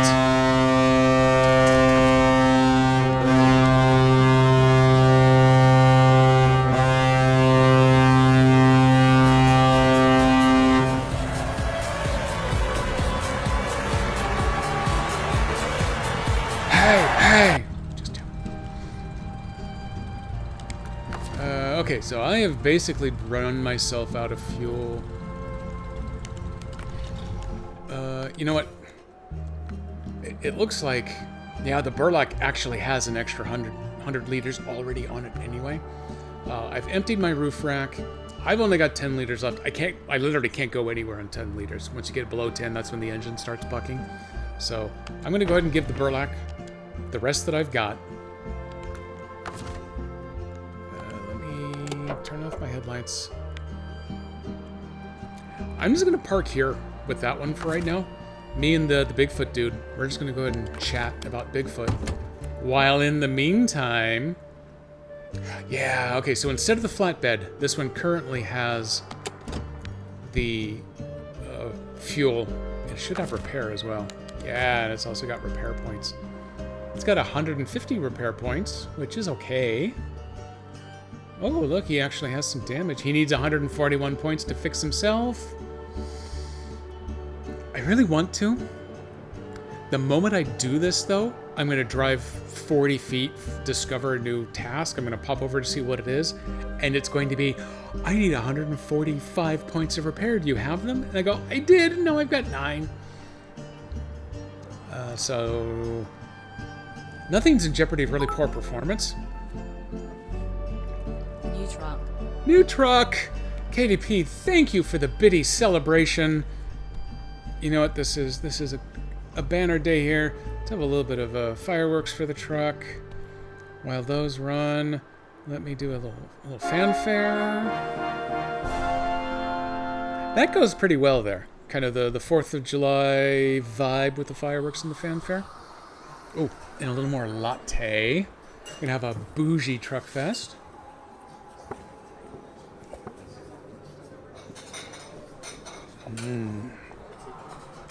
There we go. On the verge of cold now, but not quite there.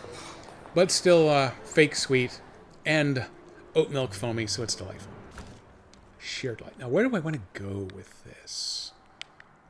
How close is the edge of the map over here? Oh, okay, the edge of the map is right here.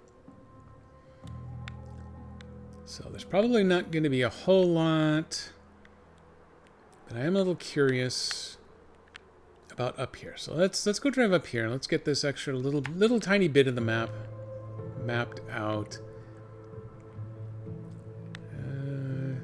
Yeah, this is the 6x6. We want to test out its off-roading capability. So we are just going to drive across this road that runs along the top, meet back up over here, and if all goes well, let me get this set up. If all goes well, maybe just kind of bring this back around, and let's go get that watchtower there. That puts us in the vicinity of the upgrade. I'm hoping there's an upgrade for this Burlak. And then later on, maybe we'll go take a look at the contracts to see what you're actually supposed to do this season. Maybe. That's a good start. Here comes the important part. Yes! Oh, that's a good one. That is a winner.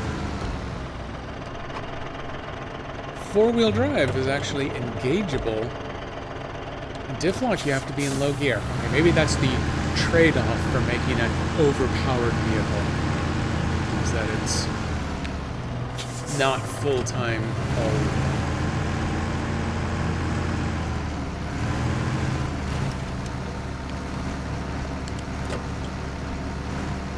Actually, ooh, interesting. It won't drive over those things.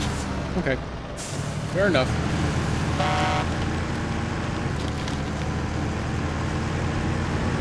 I have got all the wheels spinning. We are off and moving. This is actually moving pretty quick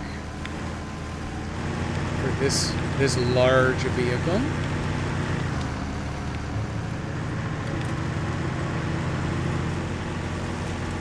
Where does this road go? It goes up.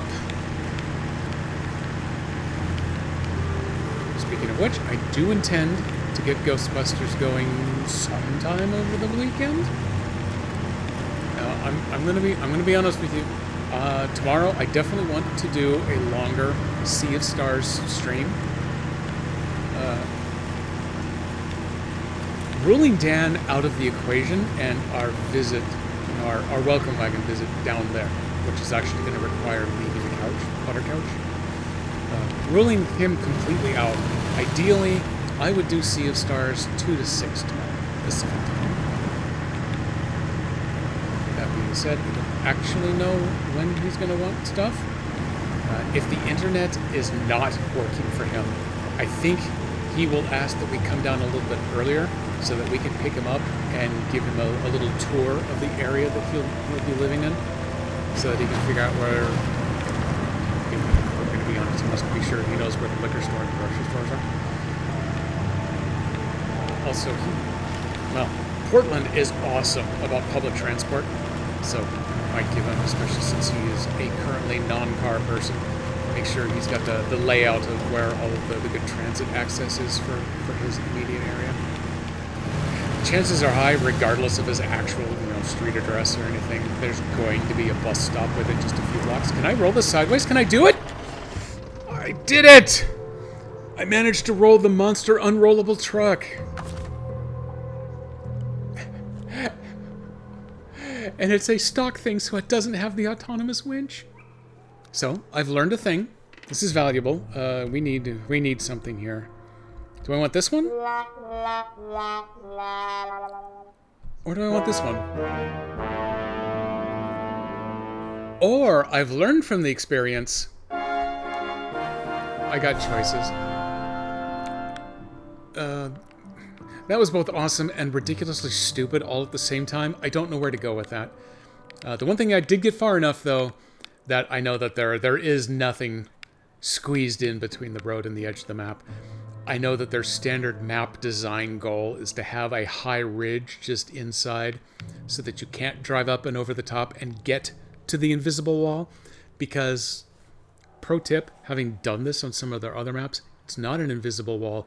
It's like a line of clear police tape with the big red "Don't Drive Here" signs along the edge, and you cannot drive. It's an invisible wall with clear tape on it. It's totally immersion breaking. So,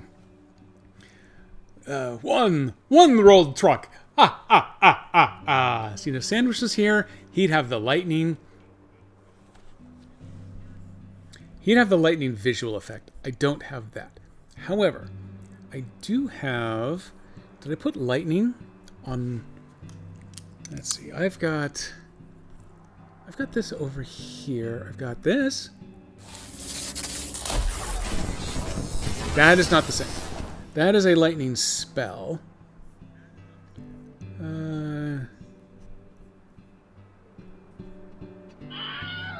gotta have a Wilhelm.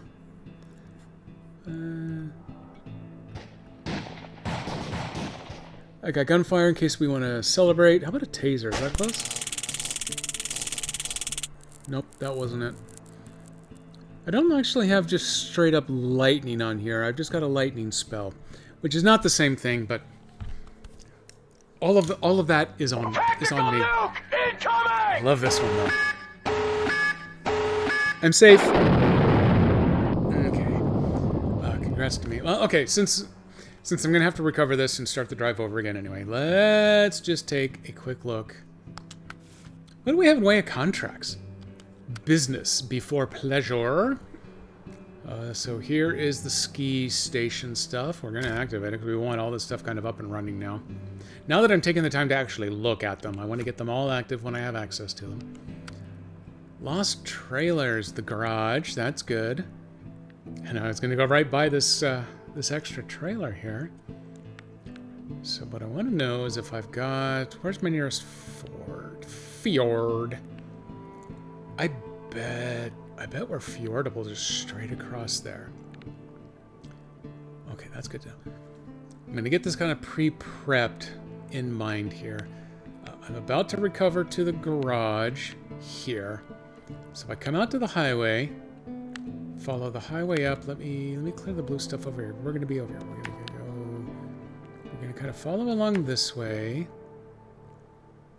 I'm going to dip in there real quick just to activate that task, and then we're coming back out on the road. And then we're going to dip in here. I'm going to go pick up the upgrade. We're going to see how well fjording goes, because that's a road right there. I bet I can get across, and then I probably have to follow it down to here. And then pop up on the road, and then go check that out. And then go check that out. That's how that's all going to work. Okay, we're good. We're good. Let's accept that one. Helping the fishermen. The fishermen need you to bring them fish. That's what the consumables are. That or they need you to bring them spam or sham, depending on what game you're playing, so that they continue on with their thing. Are these all? Yeah, all consumables to the cabins, but the cabins are kind of up and down the river. 3 of them grouped close, and then 1 more out in the distance. I'm going to accept that. Warehouse repairs. Yep, that's exactly what I was thinking going past that. That's going to want service trailer, which is the one right there at the garage. That's the one we looked at first. Then you needed to bring it a few pieces of crap, and then they'll fix that up. Disrupted supplies. Oh, we're taking stuff to the other map. We don't know. Rail section either starts on the other map. That may be entirely on the other map. That's fine. I'll activate it anyway. And oh, there's a tourist village on the other map. Don't know where the generator is. Don't know where anything... Okay, the wood planks are over here. Oh, wood framing. Okay. Those are all good. So that's everything I have access to in the Orestoque Resort Administration.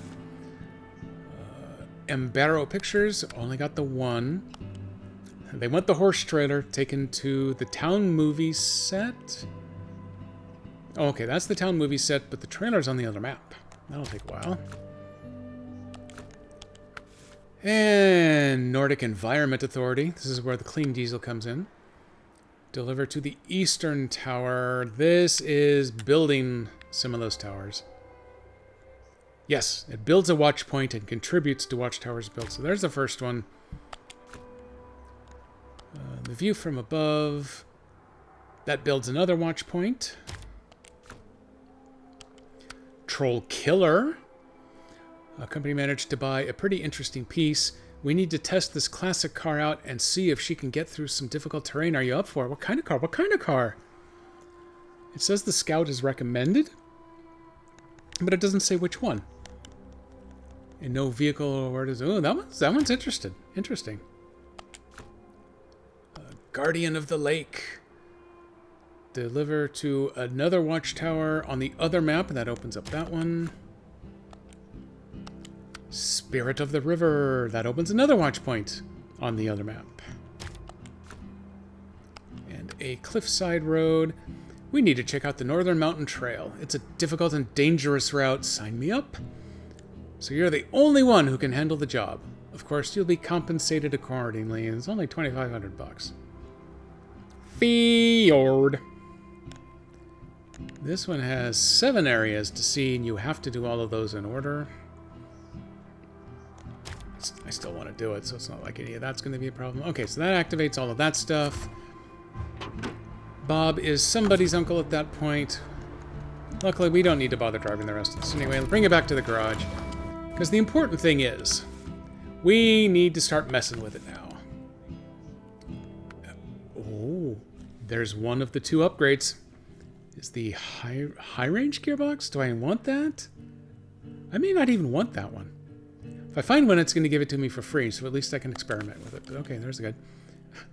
This is the stock suspension. I'm terrified of what the high suspension would potentially look on it, so we're going to leave that one. These are the only tires you can get for it, and that makes sense because this is a monster. Here's the big change. We need to give it the autonomous scout winch so that when I manage to roll it again, we can get out. I'm not going to be able to point to it here, but there's you can actually see the winch hook through the eye bolt there on the front bumper. I don't normally get to see the winches on these trucks. So, okay, we've got the better winch. The diff lock's always only engageable. I guess that's fine. This one's a much higher snorkel than the other, so we're going with the tall front facing. Because with any luck, we're going swimming with this bad boy. And okay, so there's when the truck is kind of naked back there. That's the flatbed that gives you one slot of cargo space. You can put a safety cage around it. I think if you put the safety cage on, though, you can't put on the repair supplies. These are the bonus supplies with the repair parts and the fuel that you can do instead of a cargo bed. But you can put a crane on the back like they introduced with the Mastodon. So you can have the crane even when you've got the repair kit on, which doesn't do you much good when you're driving around in this configuration. But if you're using this as a scout for a rig, and you've got some sort of rig setup that doesn't have the crane, this will come in handy. I don't think it comes in handy at the moment, though.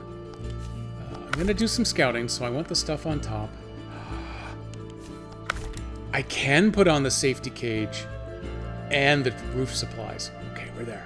We're there. This is getting good. This is all coming together, everybody. Naked trucks. I've done that. Well, I mean, that's how you kind of have to start the game. With the naked trucks with the bald tires, and it's just embarrassing. Okay, so those are all in place. Now we go looking at the extra stuff. Sun visors are for the weak. We don't need that. Factory beacons. 100% guarantee you gotta have beacons, otherwise you're not safe. Ooh, I can put on the fog lights instead of the searchlight. That's fine. I'll take that trade-off. So there, we got the nice LED fog lights.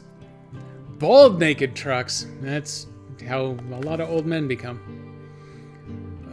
That one's kind of beefy. Ooh, that one... I like the protrusion, but that's not necessarily what you want when you get trying to navigate through the fjords. Normally, I like the stuff that stays as close back to the frame and as high up off the ground as you can get so that your nose doesn't get stuck on things, but this thing sits so high. I think I can take a gamble and put one of these cooler looking ones out here. They both have LED lights on them. I'm going one with the little nose push here. That one is by far the sexiest. External horns, kind of, ooh, if I'm going to do horns, I want the quads. You can put more repair supplies on the inside. You bet your bippy we're doing that one. Stock sill covers. What does that do? I can't tell if that's doing anything. I don't see a thing. Well, I'm not keeping them, then I'm selling them. Screw them. I don't think adding the horns actually changes your sound any, but just in case, we're going to do that.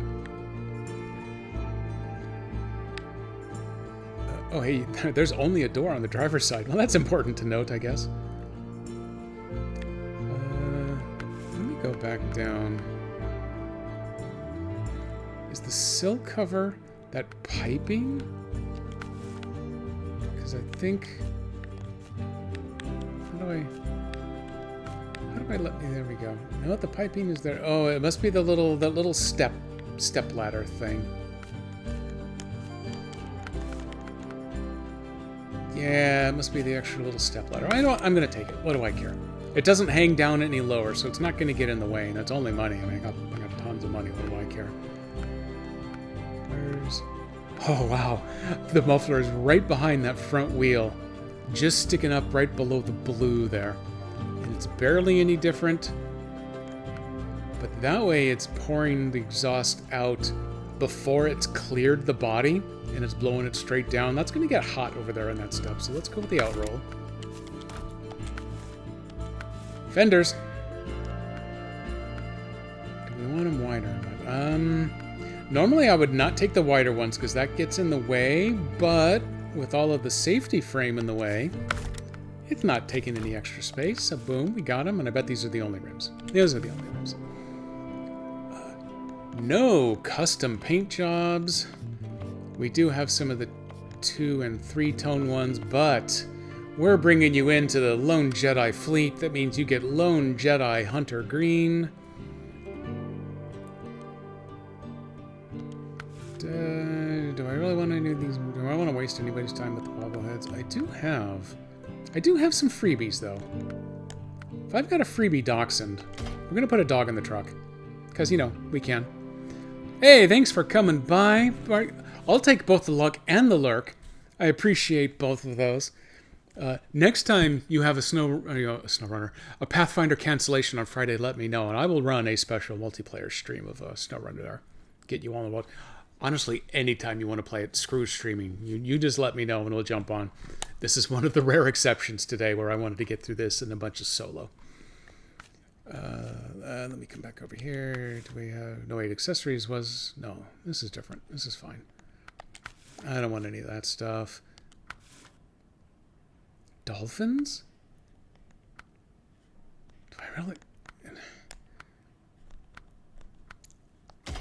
No, I don't really want any of this stuff because it's stupid and doesn't help with the game at all, but I want it.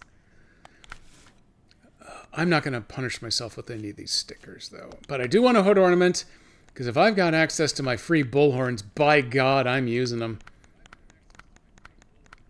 Although that's not actually the hood ornament type, I don't think. That is covered back under front side visuals, I think, normally. Damn it, they didn't make that available. Okay, it's good, though. It's good. We're taking it.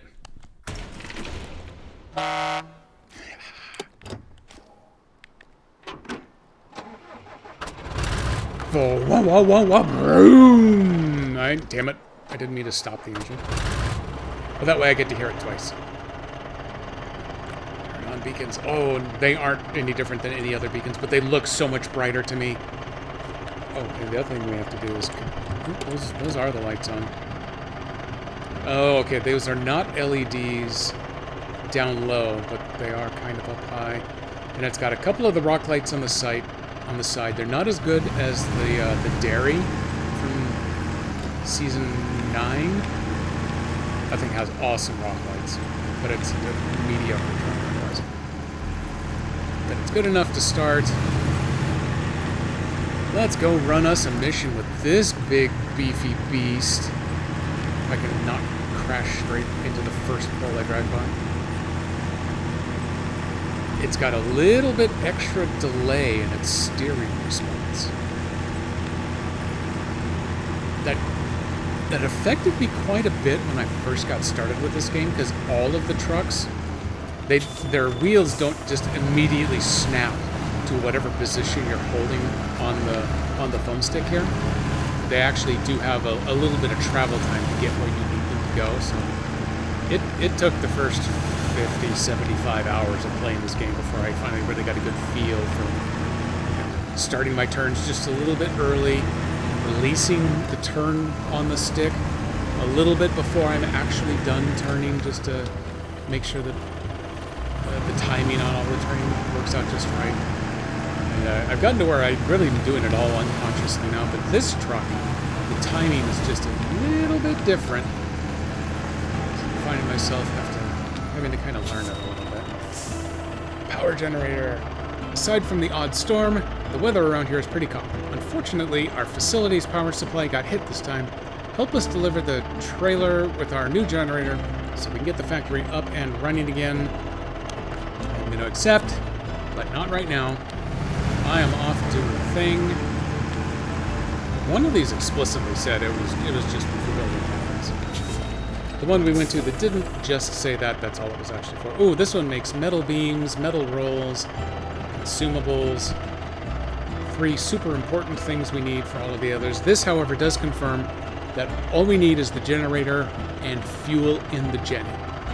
We don't have to bring other materials here to be converted into third-party materials. Especially this close to the garage. And, oh, sorry for the earthquake. I was sitting on the Tukas in the same spot for a little too long. I was getting a little nerve pain there. So now everything's fine. We're back. We're up and running. Yeah, this is so close to the garage with free fuel access. That will be easy to get up and running. Oh, there's... Oh, it's another scout! I will save you, my pretty!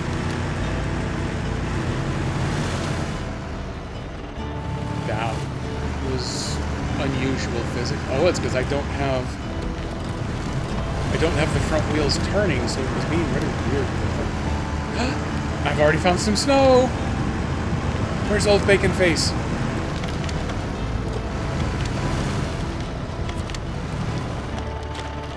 I'd rather not tell you how my vehicle got stuck in the swamp, and I definitely don't want to explain it to my wife. Drag it out of there for me, would you? I'll pay you. Step 1 we're going to accept. Actually, this one, let's start tracking this one. Let's go see where this one wants to go. Suspicious excursion. Oh, hey, you know what? I'm kind of going that way.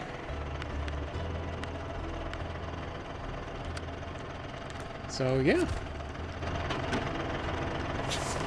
I'll do it, buddy. You are not my primary concern, but I'm going in that general direction, so let me hook you up.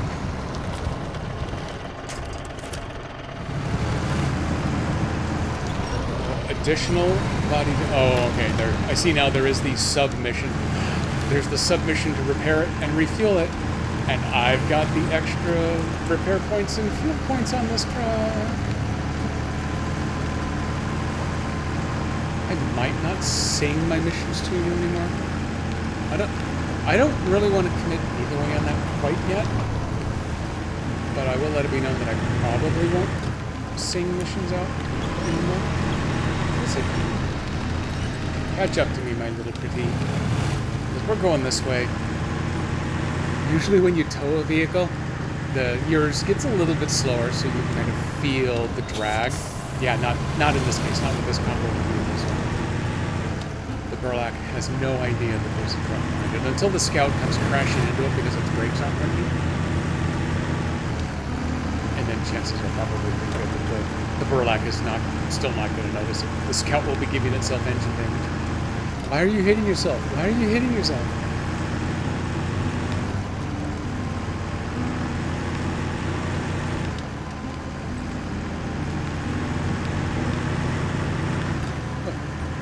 I think that's the tower. Yeah, that's the tower right over there. Let's see how deep this is. Burlak don't care. Scout might have. But it's just throwing water everywhere. My Scout wouldn't have cared because I've got the snorkel. That Scout, that would have at least been giving the water damage warning.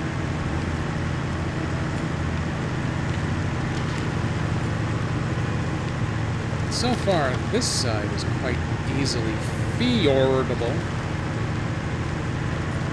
The official path is going to take you over there to get out of this stuff.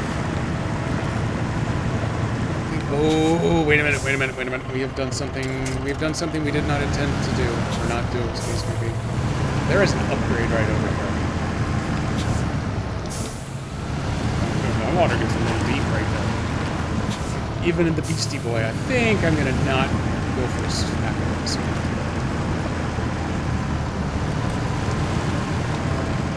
A little slow here, because we are at tip risk.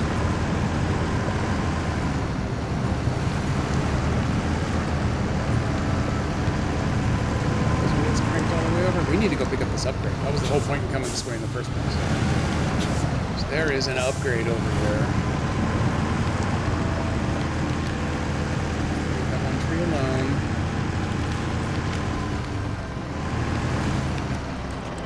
Fortunately, I picked the right vehicle for diving down into this little gap. Get an upgrade. Raised suspension. Who's it for? The Neo Falcon. That's the other Scout vehicle that you're going to get. This truck doesn't need a raised suspension. It's already got it effectively. Raised is available for purchase. Should I happen to ever care about the Neo Falcon, it can now be extra burly if he really wants to. I do this, and I do this. Now I've got the diff lock engaged. I should be able to just back right out of here.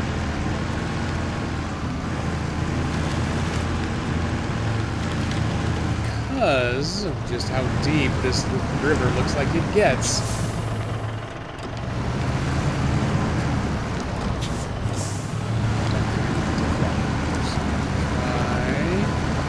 Just backing out with all the 6 wheels turning.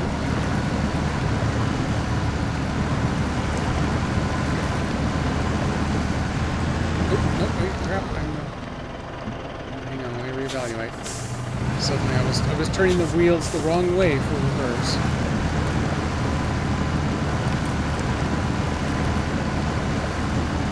Actually, it has to be not quite as deep because I'm supposed to cross here.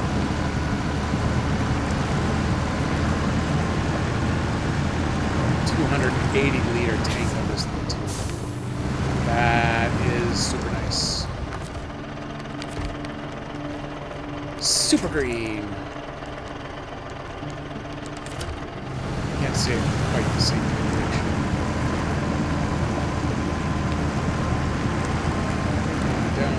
We're going uptown right here, over the hard rocks. We don't care. Burlak is supposed to be a scout, so let's see you do some scouting, buddy. Like butter. Small bit of damage to the scout.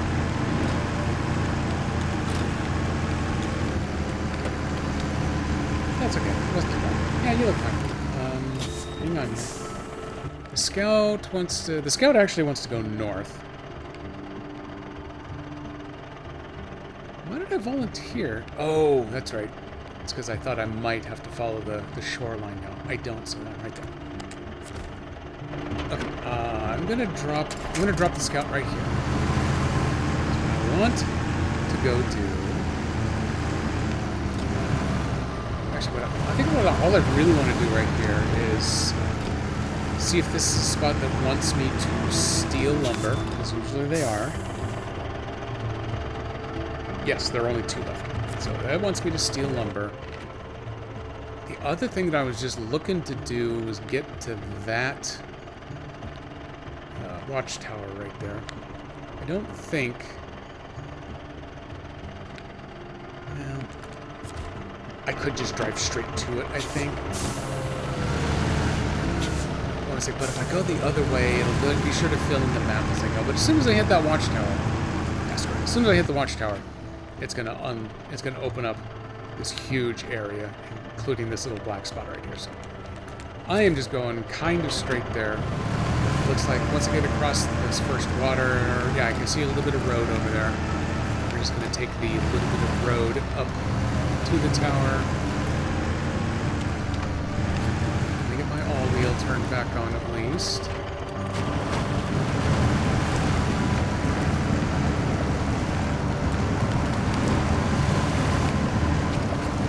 Diff lock back on. Make sure we go through this. That has some serious solid suspension in there. It is way easy to put a tire up in the air on this thing. There is no flex in there.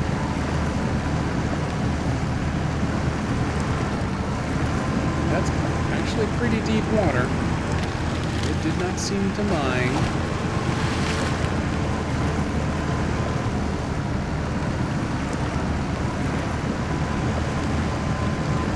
A little on the sideways, but we're clear.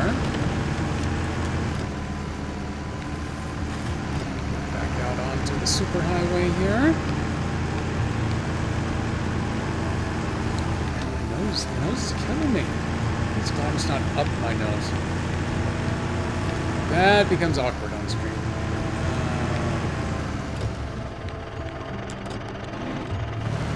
We're doing this. Okay, I can actually look right down the barrel of the camera.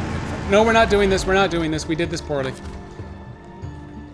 Yeah, I can look right down the barrel of the camera because just right over here is the screen. I can play on the screen like this over here in the little OBS instead of on the big TV. Nope, no I can't because I am bad at this. There. Attach winch. There we go. That's the piece that I needed. This actually does not have as long a reach with that winch as I would have liked.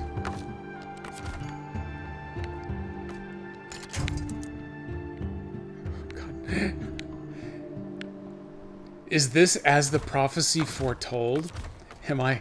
There's trees everywhere. This shouldn't be a problem until I hit that one spot where I turn sideways and I'm in between the big rocks and nothing to winch to. Damn it, if that's not where I am. That one reaches a little farther, but not all the way over to that tree. Am I really gonna do this? Is this how this ends? There's definitely... I can't even get to the 75% crappy tree. All I can get... Even the tiny one that has no chance at holding me, it knows it, so it won't let me grab a hold there. How did I manage... This wasn't that steep. How did I get turned so... Oh, by the way, I gotta go find... And there we go. We gotta mark that up to a 2. Beep. There it goes.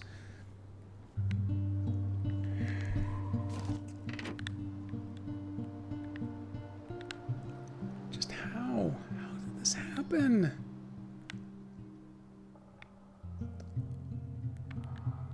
Oh, it make me so sad. Nope, not the store. Storage is fine.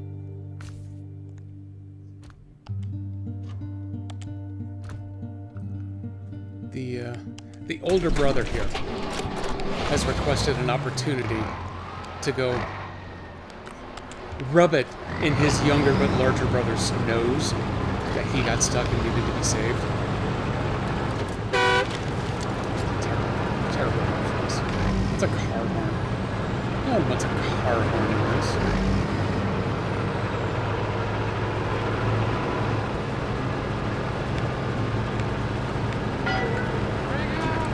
Bring out your flipped.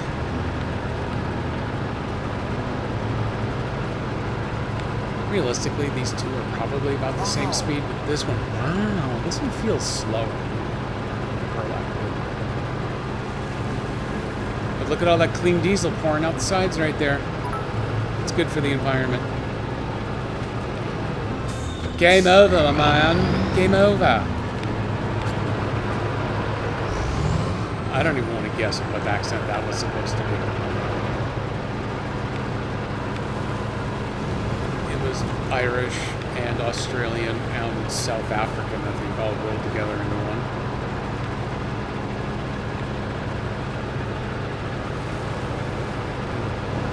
Doomed accent.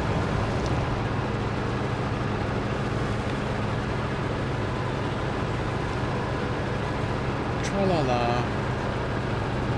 Okay, dude, when we deliver your scout, and you've already paid me not to tell your wife how you got it stuck in the swamp, you also have to promise not to talk about me getting my fun new truck flipped twice now. Sorry. Two flip. Oh, did it do the thing while I wasn't looking? Let me do it again. Oh, wait, crap. Hang on. Okay, I'm doing it again. Here it is. There it is. Oh, I'm going to go in a ditch. Going in the ditch.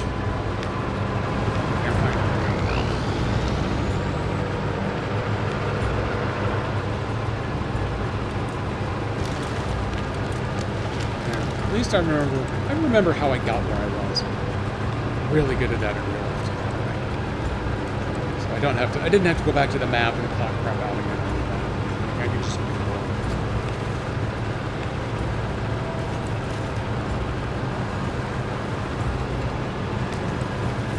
Now we're going to experiment a little bit with how water depths are going to do for us.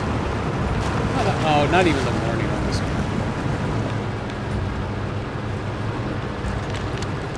That's the Achilles heel that they built into this truck. Is the relatively low water tolerance. I'm not going to take the advanced route up those solid rocks just because it's going to save a little extra time. Go slightly around the longer way. Well, it would have until I got these stupid barriers in the way, because barriers are barriers and they're almost impossible to get past. Even when you knock them to the ground, they still stop you from moving.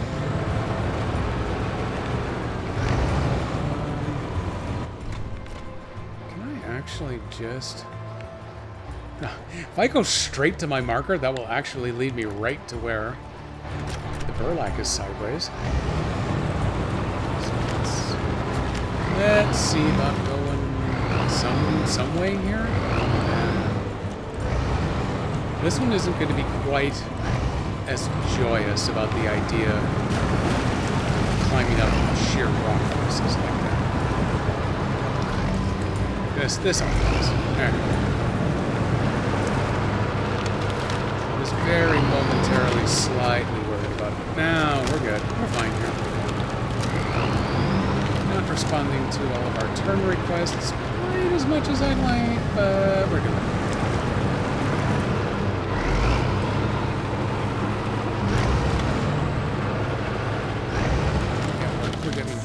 We're getting hung up on the big rocks here.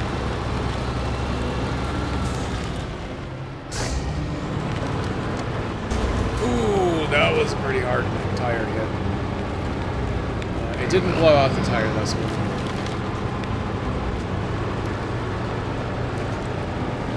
That's good. You just keep pushing.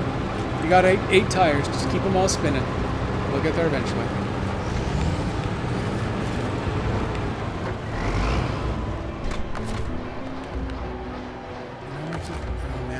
A's and B's backwards again. Pull you back over the top. Oh no, you're gonna play this game, aren't you? That is mathematically the worst possible way to get you turned back upright. But it worked. And now your little older brother is gonna show you how it's done. Rolled up that newspaper, and he's cramming it right over your nose. I totally screwed up that. Just pay no attention to that. I said nothing. I said nothing, but I crawled right to the top, baby. And there's a homeless camp up there. First we observe.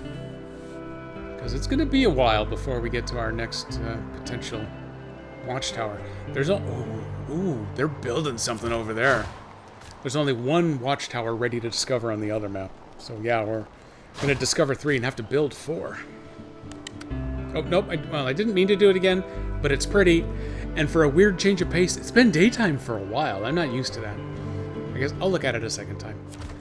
Then what I meant to do was come to the map. What else have we got? In a tough spot. Someone clearly needs me to take their trailer somewhere. Accidents happen. We are learning that a lot. We got a little more wood framing.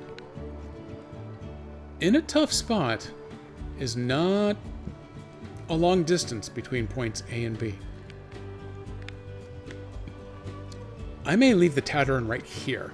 Have it go take a look at this and then just grab that trailer by the winch and then drag it down the hill over here. That may be all that takes to complete that one. That would be kind of cool. That is where the 800 wants to be delivered.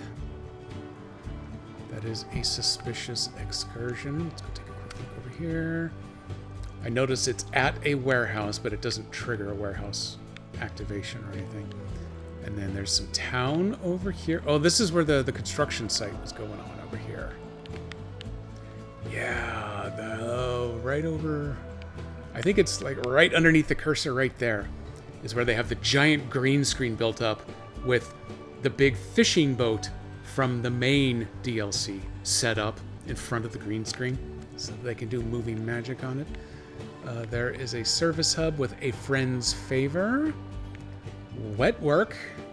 That's scary. Bent, but not broken. Okay. That all looks like good stuff. So, how conceivable is it to pop the Tataran just straight up and over the hill here? What else do I have in way of... I don't have any other waypoints set up. So let's see. As long as I'm equipped. I'm going to try driving this over just to see if I can get it in place. We're going to go back to the Burlak. We're going to go ahead and finish delivery on that Scout 800. And then pop back over here just to see feasibility is going to go. See how feasible it might be to do this quick delivery trailer through the snow over the hill to Grandmother's house.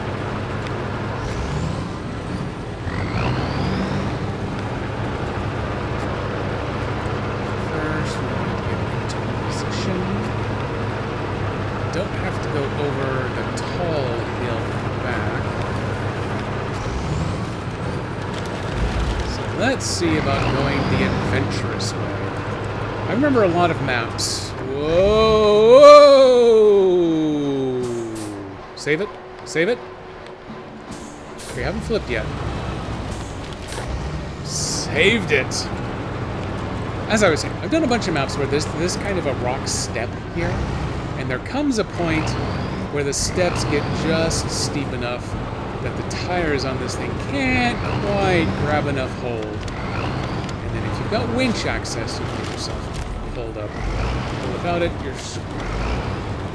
There is a scout fuel trailer. Didn't mean to knock it sideways. Hey, there's a lot more tents over here. It told me I just discovered that one, but is that the... Oh, that is the trailer that shows. Oh, so In a Tough Spot might not be deliver this trailer. No, that's not where I wanted it.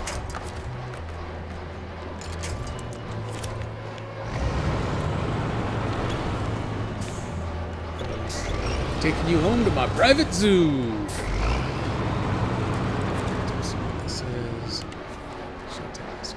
I somehow managed to get lost in the swamp in the middle of the night. The country there was so rough. I had to leave my trailer. Please help me pull it out. Except... Close that.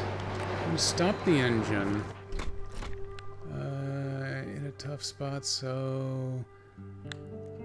There's supposed to be a trailer down there instead, along with 2 sets of service spare parts.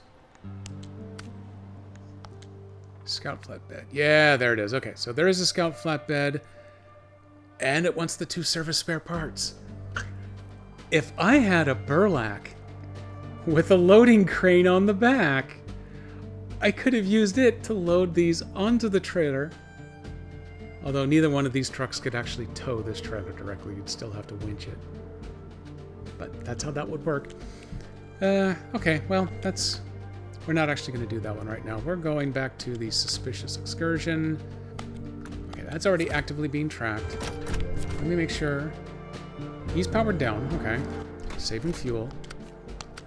Let's come back to Burlak. And I need to head... for the wrench over there first, because that's where we left the Scout.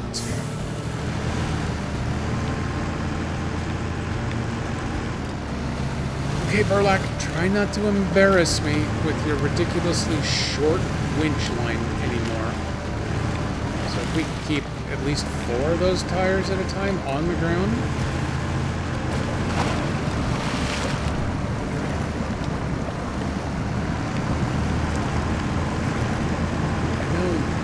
You're pretty cool about driving into groups. Let's go ahead and group route you instead. Keep it nice and even here in the almost disturbingly deep water. My snorkels sit right alongside the windshield there, so we're still getting deep. We're getting really deep on that one side.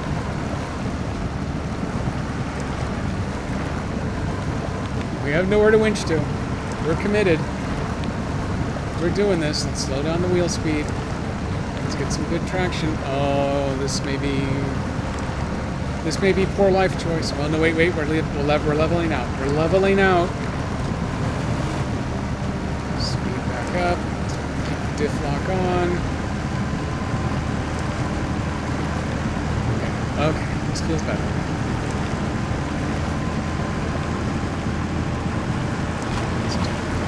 Into the hill. little bit of speed. There we go.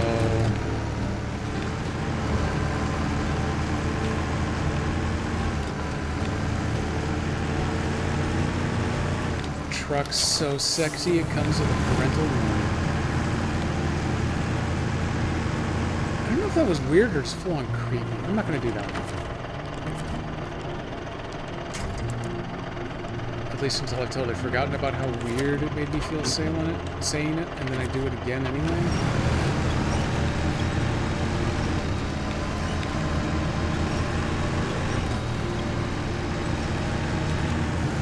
Okay, now we're moving at full speed. Honestly, I should have left a little more towing distance, but I don't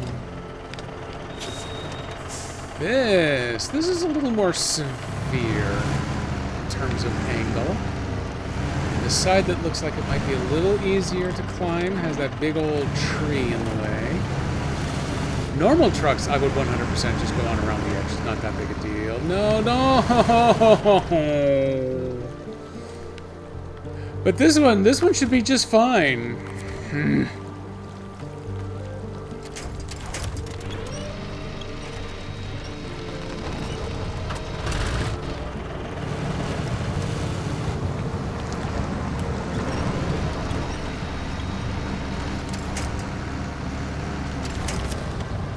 No, it's gonna count again because I let go.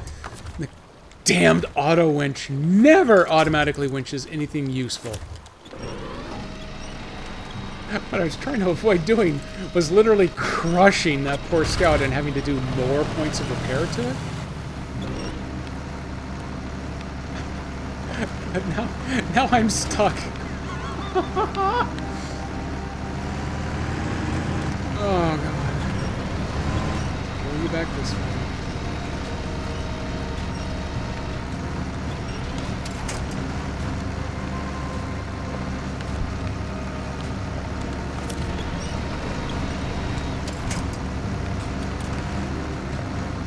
I think I'm actually partially caught on that tree now. And of course the big giant pole right there, for some reason you can't loop your winch around it.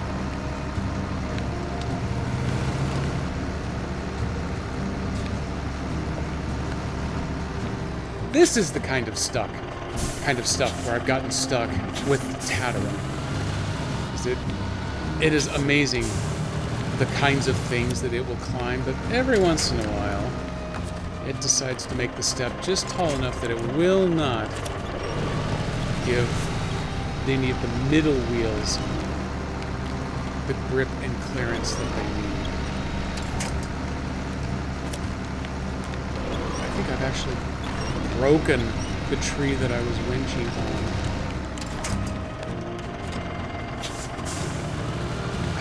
God, can I not even get out of here at all now? I'm not gonna lie. I'm actually a little disappointed on the tragedy that this has turned into. Because I can't even back out because of the scout in the way, and I have no choice, literally no choice, but to roll for a 5th time just to get unstuck between the pavement and the scout.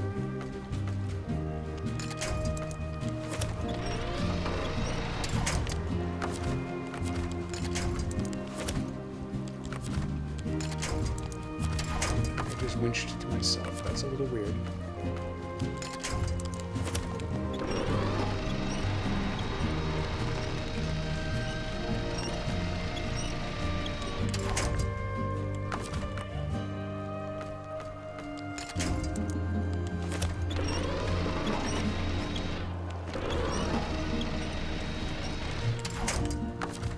Okay, pull that around that way.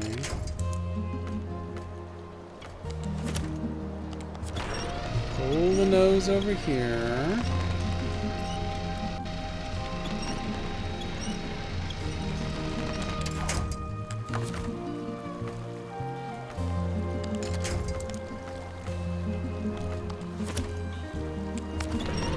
Let's see if we can get back on all 6.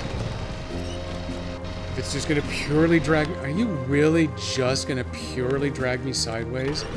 And never let me turn upright again? What kind of psychotic winching system is this?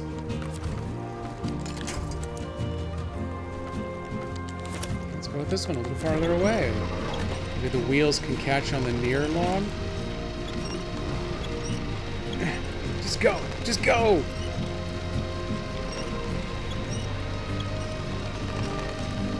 Are you high? That's a rhetorical question, just in case the out-of-state cops are listening. No one should answer that.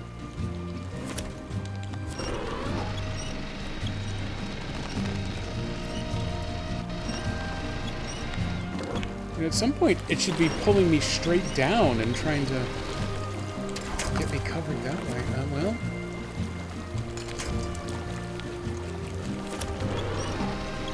Let's see what happens if we pull ourselves back farther out into the river. Maybe the physics of trying to roll over on top of that rock are angering the fake physics gods.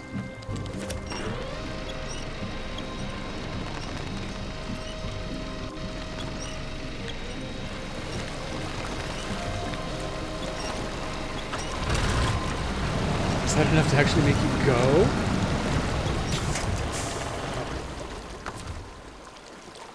By the rules of engagement, that doesn't count as another flip, because it just turned enough sideways to kill the engine.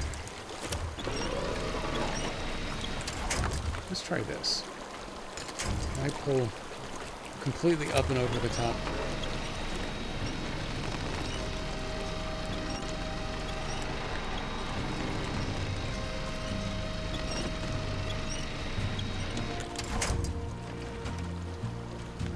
I was really hoping it would have enough momentum that it would just go ahead and roll itself on over.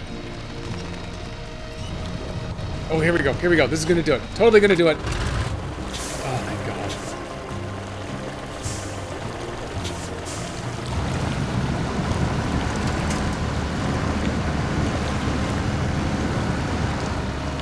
That exceeded even my threshold for ridiculousness. Need the windshield to get me over the top here, because if I let off the gas, I'm going to roll forward, and I'm not going to be able to complete any of the maneuver I'm trying to make, which I had to do before I could go get the diff lock engaged.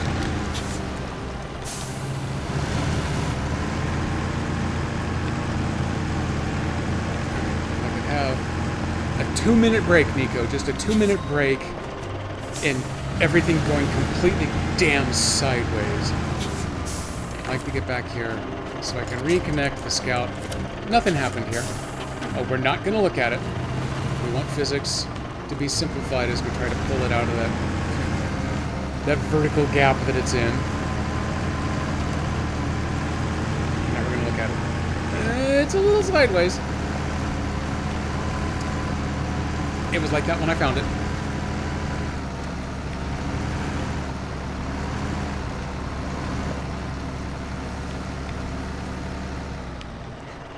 How is it providing that much friction? It's not that hard to drag one car on its nice metal side with another one.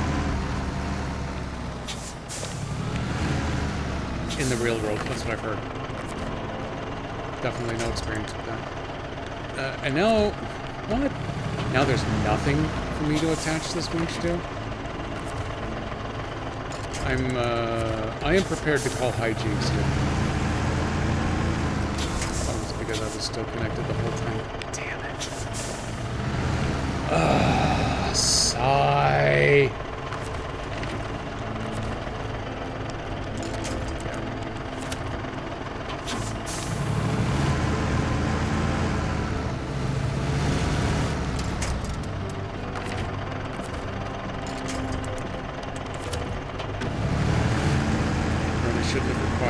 But here we are.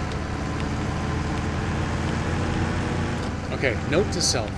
On its own, the Barlac might have been able to pull off that maneuver.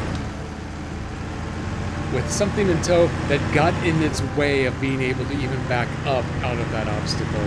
Apparently, well, it did still make its way out with way more effort than should have been required. So all future trips through there, we're definitely going around the wide side. The wide side sounds like it could be a mother joke, so feel free to use that one for yourself if you like. Is that actual good crash? Is that actual road right there? No, it's not. Okay, that's fine. We'll drive around to the front door. That's just what you want. That's fine. Road yield sign on that side. That's always a lot of fun.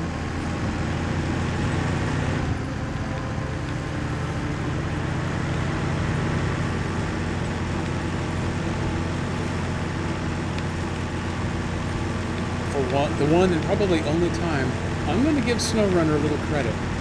That was a long daytime. I'm not used to those.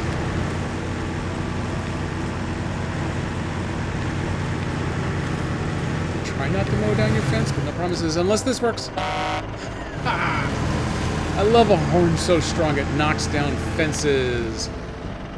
Okay, I have it delivered. I do need to repair and refuel it. Pro tip, do the repair first, just in case it has a gas tank issue. That gas tank is enough, it wasn't going to leak any, but... oh, say, it needs 172 and I've only got 150. But I added the internal supplies, which are actually more than using your cargo bed for the supplies instead. That's interesting. Okay, we got the repair done. We're going to start with the backup fuel. Boom! Done! My alibi fell through! But thanks for your help. What would I do without you? Well, apparently it doesn't matter because you got yourself in trouble anyway. And the Scout is gone. Trunk repair supplies. Okay, so the trunk carries a lot more repair points, not as much fuel, but the actual slant back carries a little bit more fuel, but nowhere near as many total supplies. As long as I got this out, let's go ahead and kind of get ourselves situated here. Oh, there's a trailer. I gotta go touch the trailer. So that's a maintenance trailer. Especially if I get to have it free, that would be a bonus. Spirit of the River. Deliver to the Watchtower. Oh god, a logging mission. Okay. We'll get back there. Okay, this time I'm going to maliciously murder your fences. No, I don't care. You already paid me for your Scout. That is a mission trailer, so I can't totally use it. There's no yellow squares there to aim for. Yeah, there could be as part of the contract, some labor tasks or something. I'm driving through this stuff too. Don't worry about it, it'll grow back. Actually, the way this game works, it does grow back. Your horse pasture is kind of crappy back here. Your horse is really going to get sick. Got to avoid the scrap metal. That's actually dangerous.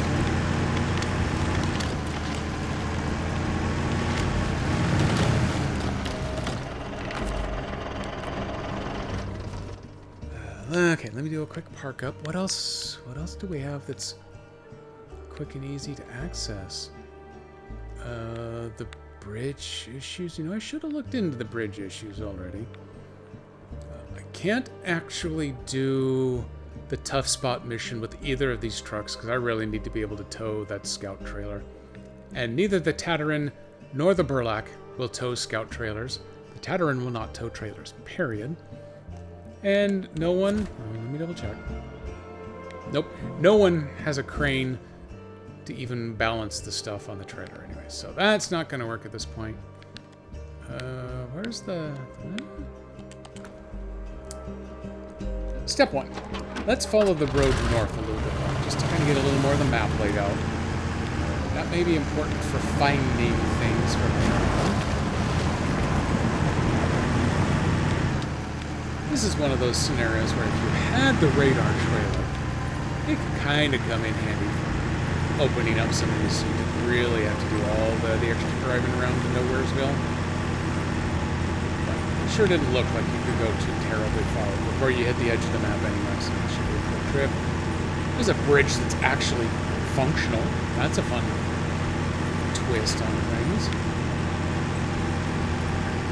It's hard to drive straight when you're looking off to the other side. Oh God, we're Dutch rolling, everybody.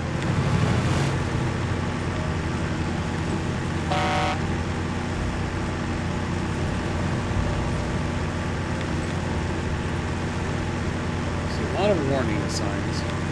Not just that it's a curve.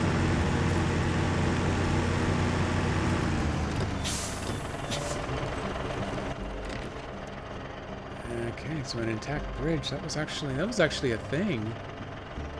That road might be useful later. Okay, we're gonna go check out Movie Town. I think there's a bigger Movie Town on the other map, the way that I was reading the contracts, but we're definitely going to go check out this Movie Town. But also be important to learn if there is a fuel station in this particular Movie Town.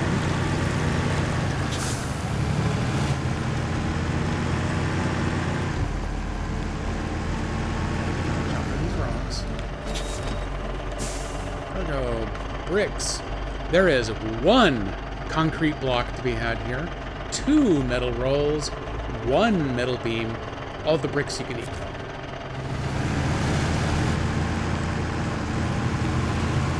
Oh, here's the new mission icon type. Okay, for something for the movie making, that's going to be a delivery point right there with all the green screens. Apologize for whipping this camera back and forth, but I'm definitely interested in checking out the surroundings. Green screen action down that little alley. There's a big green screen over here. Lots of dolly track. There's an actual camera dolly. Try not to crash into it. No promises.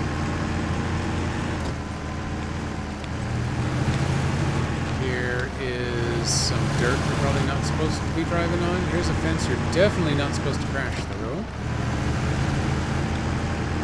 Snow on a parked car.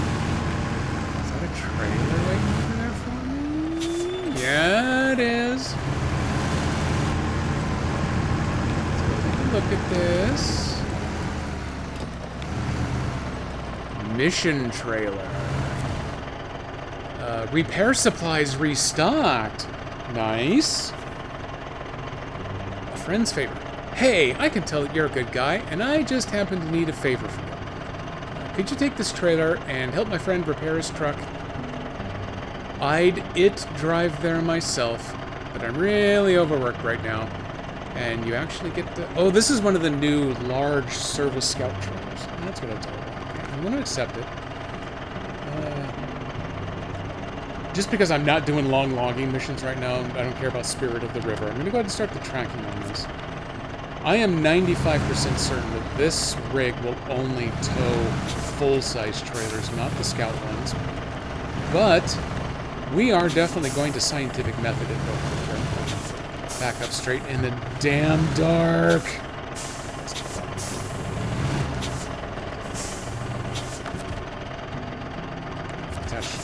Attached trailer doesn't even exist. Oh, back up just a little bit. There you go. Ah, damn it!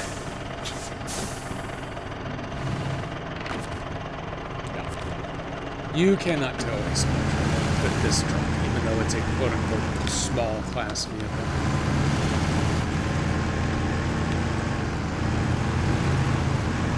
That's okay for now. At least I've got the task active. We can come back for that later. There's a grocery store if anyone's hungry, and there's the weed shop. Everyone knows that a green plus sign is a weed shop, especially if you live anywhere in the Pacific Northwest or Colorado or half a dozen other places now.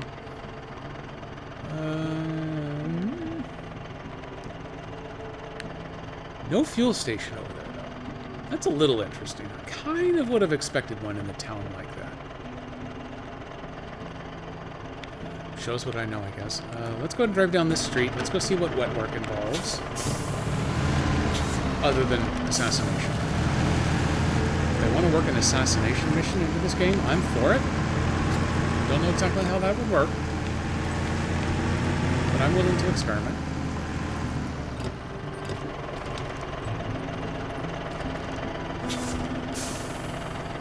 We've got an urgent job, but the cargo we need to deliver is stuck by the shore. Would you please get all 3 loads and deliver them for this? Yeah, I can. I don't have a crane on this, though, so it's definitely not happening on this truck. This truck can handle the living in a van down by the riverside and that stuff. Screw you, tree. But it can't currently actually pick it. Put the flatbed and the crane on it, and it could. It would like to do only 1 at a time. I could make it do 2 at a time. 3 at a time, so do it all at once. That might be pushing up I want to go back up. I'm going to go back up past this trailer, take the next street, and then there's another task. Go investigate. Throw that on the task pile.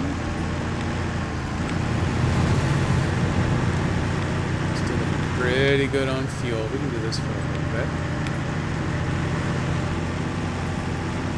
Already done a longer than normal stream, so I'm feeling pretty accomplished there. There's this bad boy. Squeak! Here's the thing. I figured I'd give my beauty a little challenge and drove her down the route across the river. The engine died, but that's nothing. My poor car was swept away, and you're the only one who can help me pull it back out. I promise I'll return the favor. Highly doubt that, but I'm willing to go look anyway. I'm going to accept it. Let's start the tracking, because we already know we can't drag the trailer anyway. Oh, it's the International Lodestar. Let's go see where it is. Oh, I didn't mean to take a screenshot, but okay, here we are. Screenshot button and the go look at the map button are very close to each other. Oh, wow, you drove it way over there, did you? Oh, no, there's all the cellulose that got loose. That's for the wet work. Okay, that's a little more challenging to get to. This would be the right truck to go grab it, but probably just one at a time. Fixing this bridge is becoming a higher and higher priority.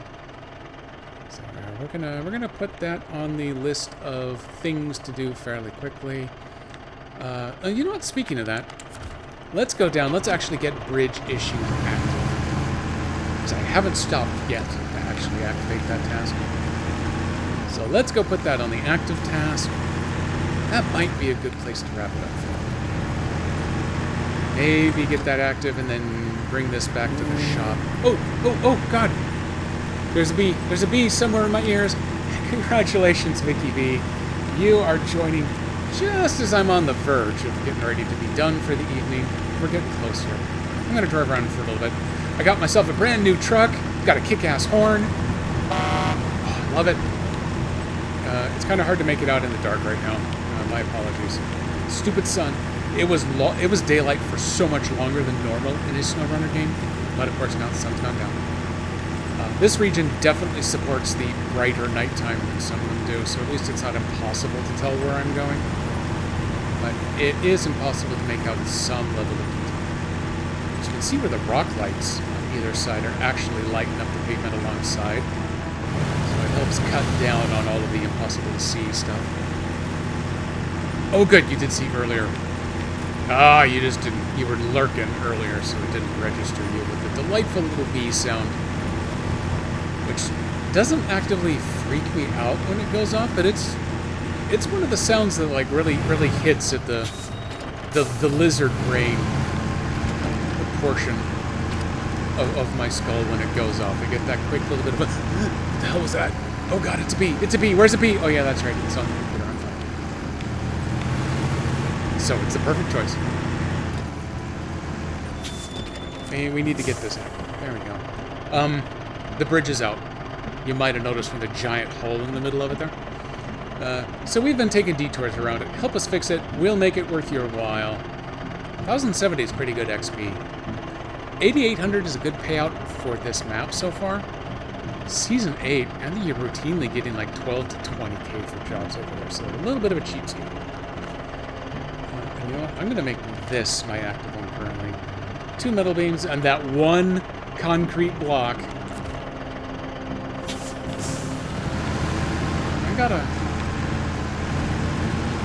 It's not like I'm under super time constraints. Oh, hey, with the nighttime, you can actually see the extra fog lights lit up.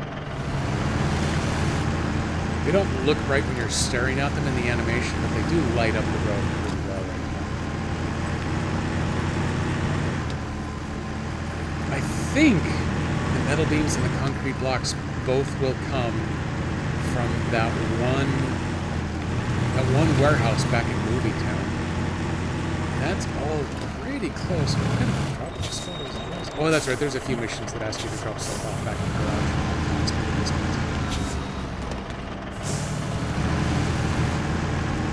2 metal beams and the concrete blocks. Let's go check that real quick. Since I'm in normal mode, I can come over here and I can actually... Oh, if I can fight the cursor off all of these sticky points of interest. 2... Oh, I need metal beams. These are metal roll. No, one metal beam.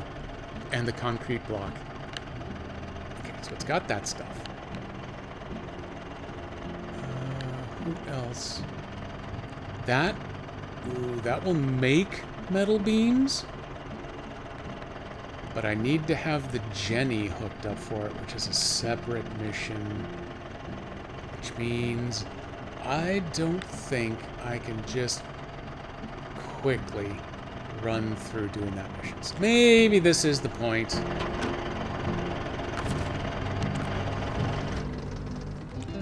We go ahead, we shut her down for the night. I need emotional support. I did find where the bricks are. That one, yeah, that same warehouse that has all the bricks you can eat. All the other facilities there are limited, like 1s and 2s of things, but you can eat your fill of bricks. In fact, because I haven't used my 2 yet, you can shit bricks over at that other warehouse if you really want to. There's one. I don't know that I'll have time to use my second one. Shit. There we go. I used it. My 2 per stream. I've made my quota. I'm taking a quick look over here at the other screen, just in case there happens to be someone that I follow normally who's streaming right now. I really don't count on it. So you know what? I am probably not going to bother doing a raid tonight. I am just going to go swear jar times 2. Nope, I get 2 for free, and then it goes to the swear jar after that. Any F-bombs go straight to the jar, but I get two swords per stream. Says who? Says me. You know, just in case the childrens are ever watching. Children can live with a double dose of poop. Confetti. Oh, and then it saw just the one coming out. Yeah, I got it. No, that doesn't work. That's right. Back to the rain. I'm gonna do this. No. There's a down thumb. It's supposed to see them both. Maybe it's because I'm not getting mine turned down far enough. No, I've lost my mojo. There it is. Okay, I made it rain with the 2 thumbs. I'm just at too much of an angle. There we go. Okay, I have successfully pulled that off. So, no, I made up the rules. You know specifically who I'm thinking of, Mrs. Jedi. That at some point there's someone I know from a former employment engagement who might learn about me through another former employment engagement who does know that I stream. So they may come someday to sneak in on me, and they have a children that I need to maintain a reputation in front of. So that's why I'm only going to say 2 words. Because somehow that really makes a difference. Twitch don't care. The Mothers Against Drunk Driving, they love me because I don't drink or drive. No, I do drive, but I don't drink and drive. So they love me. Yes, I must not sully said child. Exactly. Um, really, Nico? I have 2 of them to give, and I've already given my 2 this stream, so you'll have to wait until next stream to get the next set. Speaking of that, beautiful segue. Thank you, Nico. When's the next stream? The next stream is tomorrow. What time of day tomorrow? Well, that's an interesting question. Normally, my stream would be from 2 to 4, and then I would end it by raiding into our good buddy and friend Dan Servo as he and Jason Bullman take off across the zombie-infected apocalyptic West doing nonsense and shenaniganry. Dan is moving. Technically, I think Dan is moving to Portland tonight. Officially, it's tomorrow. Tomorrow's when the movers show up with all of the majority of his crap. I can say that because that's a different word. C word's fine. That C word is fine. Other C words, though, are permabanned. Those go beyond the swear jar. Those go into the I'm in personal trouble and I may be sleeping on butter couch territory. So we're staying away from those words. But yeah, Dan should be getting there today. He will definitely not be doing his normal stream tomorrow. It's my understanding Jason's not moving down for another week or 2, I think he said. He kind of detailed it on one of his streams, but I was paying more attention to Dan's side. I'm sorry. So I kind of missed up, but I think Jason's coming down a week later. So Dan's coming down on his own. So we're going to bring him the welcome wagon. What time the welcome wagon happens is going to depend on whether his undoubtedly thoroughly unreliable internet provider has actually shown up to properly activate the internet service at his new digs. I'm putting my money on they completely budget up and he's without internet for a couple of days before they finally get straightened out. I don't think he's going through Comcast.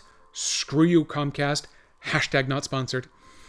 I think he's using a fiber provider, but the main fiber provider on this side of town is equally, if not maybe even worse in reputation for customer service than Comcast.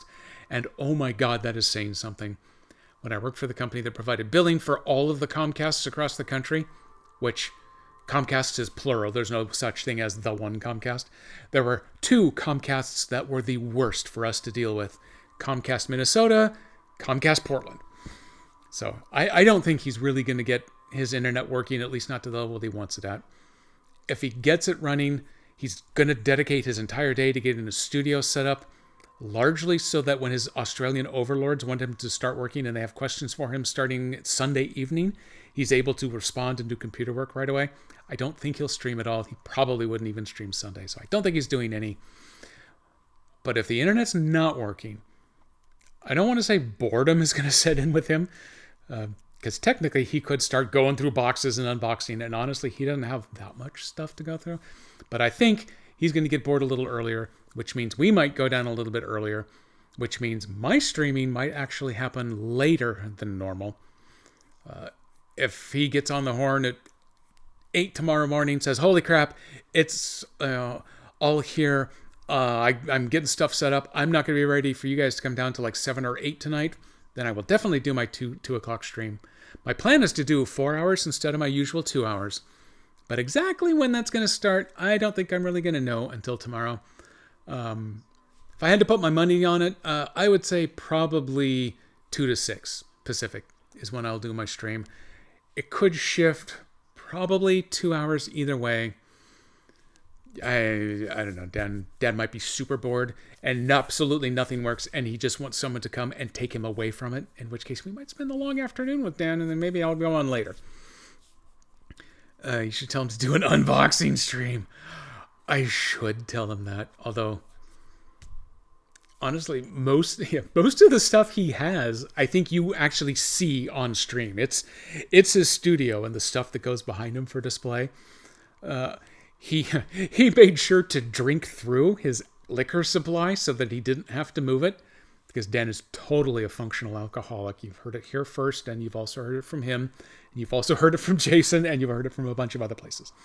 So without having to unbox alcohol, he's got a few pieces of cutlery and dishes.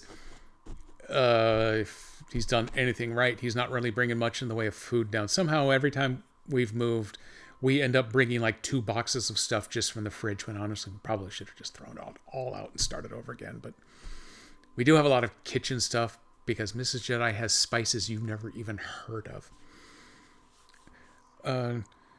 It's Tom Sir. Yeah. Yeah, exactly. He's got the two puppets. He's got the table. He's got a couple of the neon signs and the pretty lights and things that color the background. He has this whole Descal region and all of the computer stuff that you don't see on stream because it's what provides the stream. He's got cables like you wouldn't believe. Well, 80% chance you actually probably would believe it, because if you're watching this on a computer, you probably had computers, and so you know how cables can be. But yeah, so moral of the story is I don't exactly know if I'd be doing my normal stream time, but there should absolutely be streaming coming. My intention is to do all of it Sea of Stars. We got to get through some of that. Just in the very small chance we reach a point where I get stuck and frustrated. I just cut out like 5 syllables out of the middle of that. And I need to take a quick break. I might go ahead and sneak in a little bit of the new Ghostbusters game that I've got unlocked.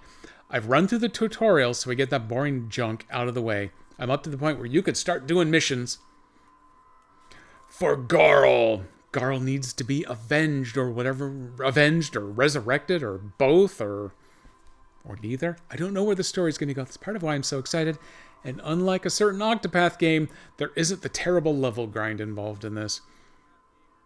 In fact, this one doesn't even have the invisible random encounter. You can see all the encounters out there. Some of them you can't really get around. You're stuck doing them, but at least you know where they are. Exclamation lore. I don't know whether that's for me or the game, but either way, it works. Will Rashawn ever switch back with his puppet? That is also an excellent question. The way this game has gone, I wouldn't be shocked if Rashawn suddenly gets killed by the Fleshmancer. Off screen, even. The Fleshmancer pops in to tell us that's what happened, and we all go, oh, no! And then the puppet works for a while, and then maybe the puppet peters out, and the puppet goes away, and then in the final frame, Rashawn comes back, he wasn't dead after all, and Rashawn resurrects Garl, and then the power of doing so kills Rashawn back up. We could go full telenovela, I think, with this, if we really allow them to. Very excited to see where that goes. But that is the intention. Should be Sea of Stars tomorrow, sometime during the day. If you need to pencil in some scheduling for yourself, pencil in 2 to 6. If I do it a little bit earlier, then you catch the end of it. And if I do it later, you just sit there and you watch Twitch be blank until I start. And then just watch the first half of me and then go on about your business. I don't know. You're in charge of you. I'm not your mother. I'm no one's mother. Screw all you people. You do whatever you like. For Garl. I have that button. Where'd you go, button? Over here. Oh no, crap! I gotta have focus set. For Garl. For Garl. I don't think that one actually has a cooldown, so that one can be spammed. 2 minutes. 2 minutes, Nico. There's the balloons. I had to wait for the balloons before we go back and finish the non-denominational coffee drink. Oh, almost ice cold right now. That is delish. It's a good thing it's got the fake vanilla sweetener in it.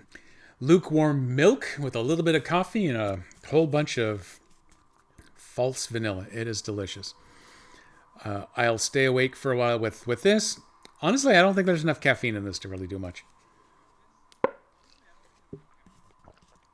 Okay, I've gabbed away enough. I think we've covered all of the important news today. Simple summary, I've got a job offer. As it stands, I really don't think financially I can afford to take it because it's a little lowballed, but I'm hoping that before noon on Monday, their technical acquisition coordinator recipient... No, I'm doing finger quotes. There's no balloons in finger quotes. Will get back to me about my pitch for bump it up a little bit. I want this much. You're offering this much. I'll take this much. What can you do for me? Help us out a little bit here. Lukewarm oat milk. Yeah, exactly. That's why it's perfectly safe. The fake sweeteners do not age well. You mean like sitting in the bottle on the shelf or sitting in the mud here? Oh, wait. I got to cover that because I'm not sponsored. What happens if I go... See? If I hold it this way, you have no idea where this coffee came from. I just made this myself. I even brewed the paper cup on my own. There you go. There we go. Now it's... Crap. You know, it's a bit, oh, if I drink that, I give up. But I'm going to drink a little bit more because now it's like drinking an ice cream. Oh, and my coffee. Yeah, well, I'm gonna finish this as soon as I'm done here. So, job offer incoming. I probably will not know until Monday afternoon how it goes. So the world at large may not know until my Wednesday stream. What are we doing on Wednesday? We're coming right back here to the Scandinavia to continue on with this mission. Honestly, I'm probably going to do a little bit of this off stream now. I'm going to do some of the less interesting tasks, shall we say. A lot of the ferrying around of crap that no one really wants to watch me do. Ferrying around of crap where I have almost no risk of turning myself upside down. Ferrying with flipping, everyone loves that. I'll be sure to hold on for that. But I'm going to do a little bit of this. But we're coming back to this next Wednesday. Pine Valley, the mod map, that one is on hold until we finished Season 11 here.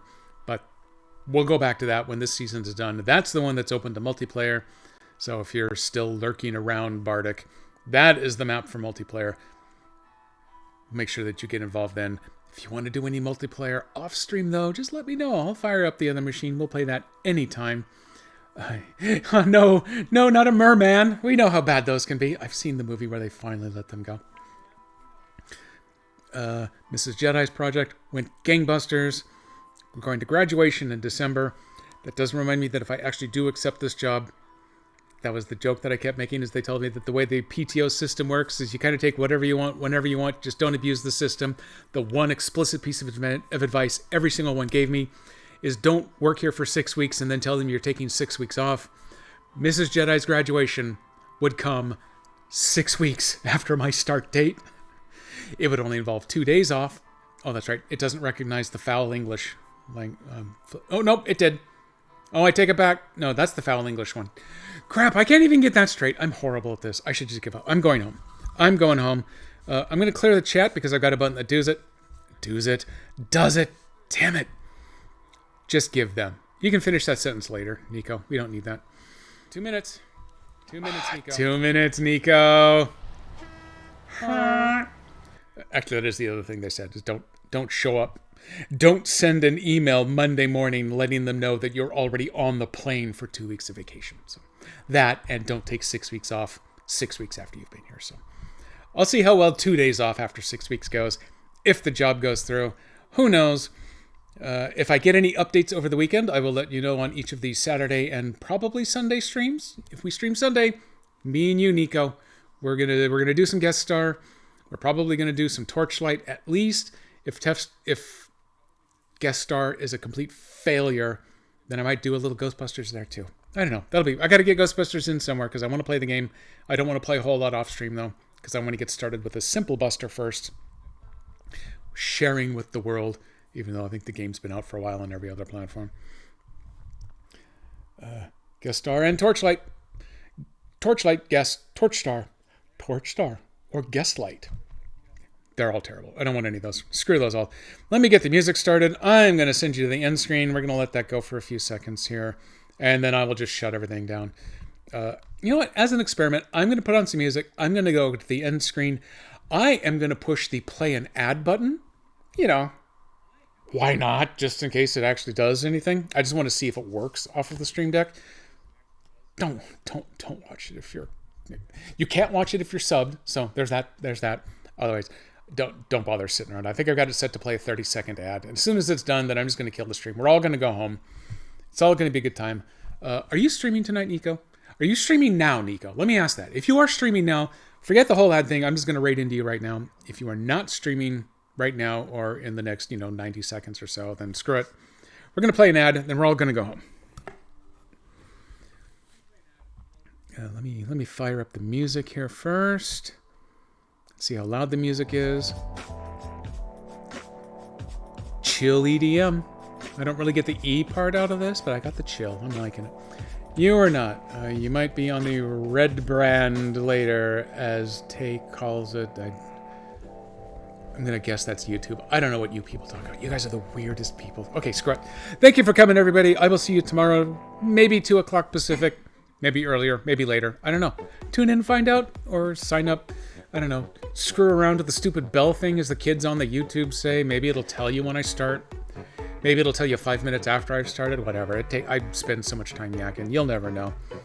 Yeah, the YouTube. Okay, here comes the end screen. I'm going to pretend I'm going to know how to play an ad, and then I will see everybody tomorrow.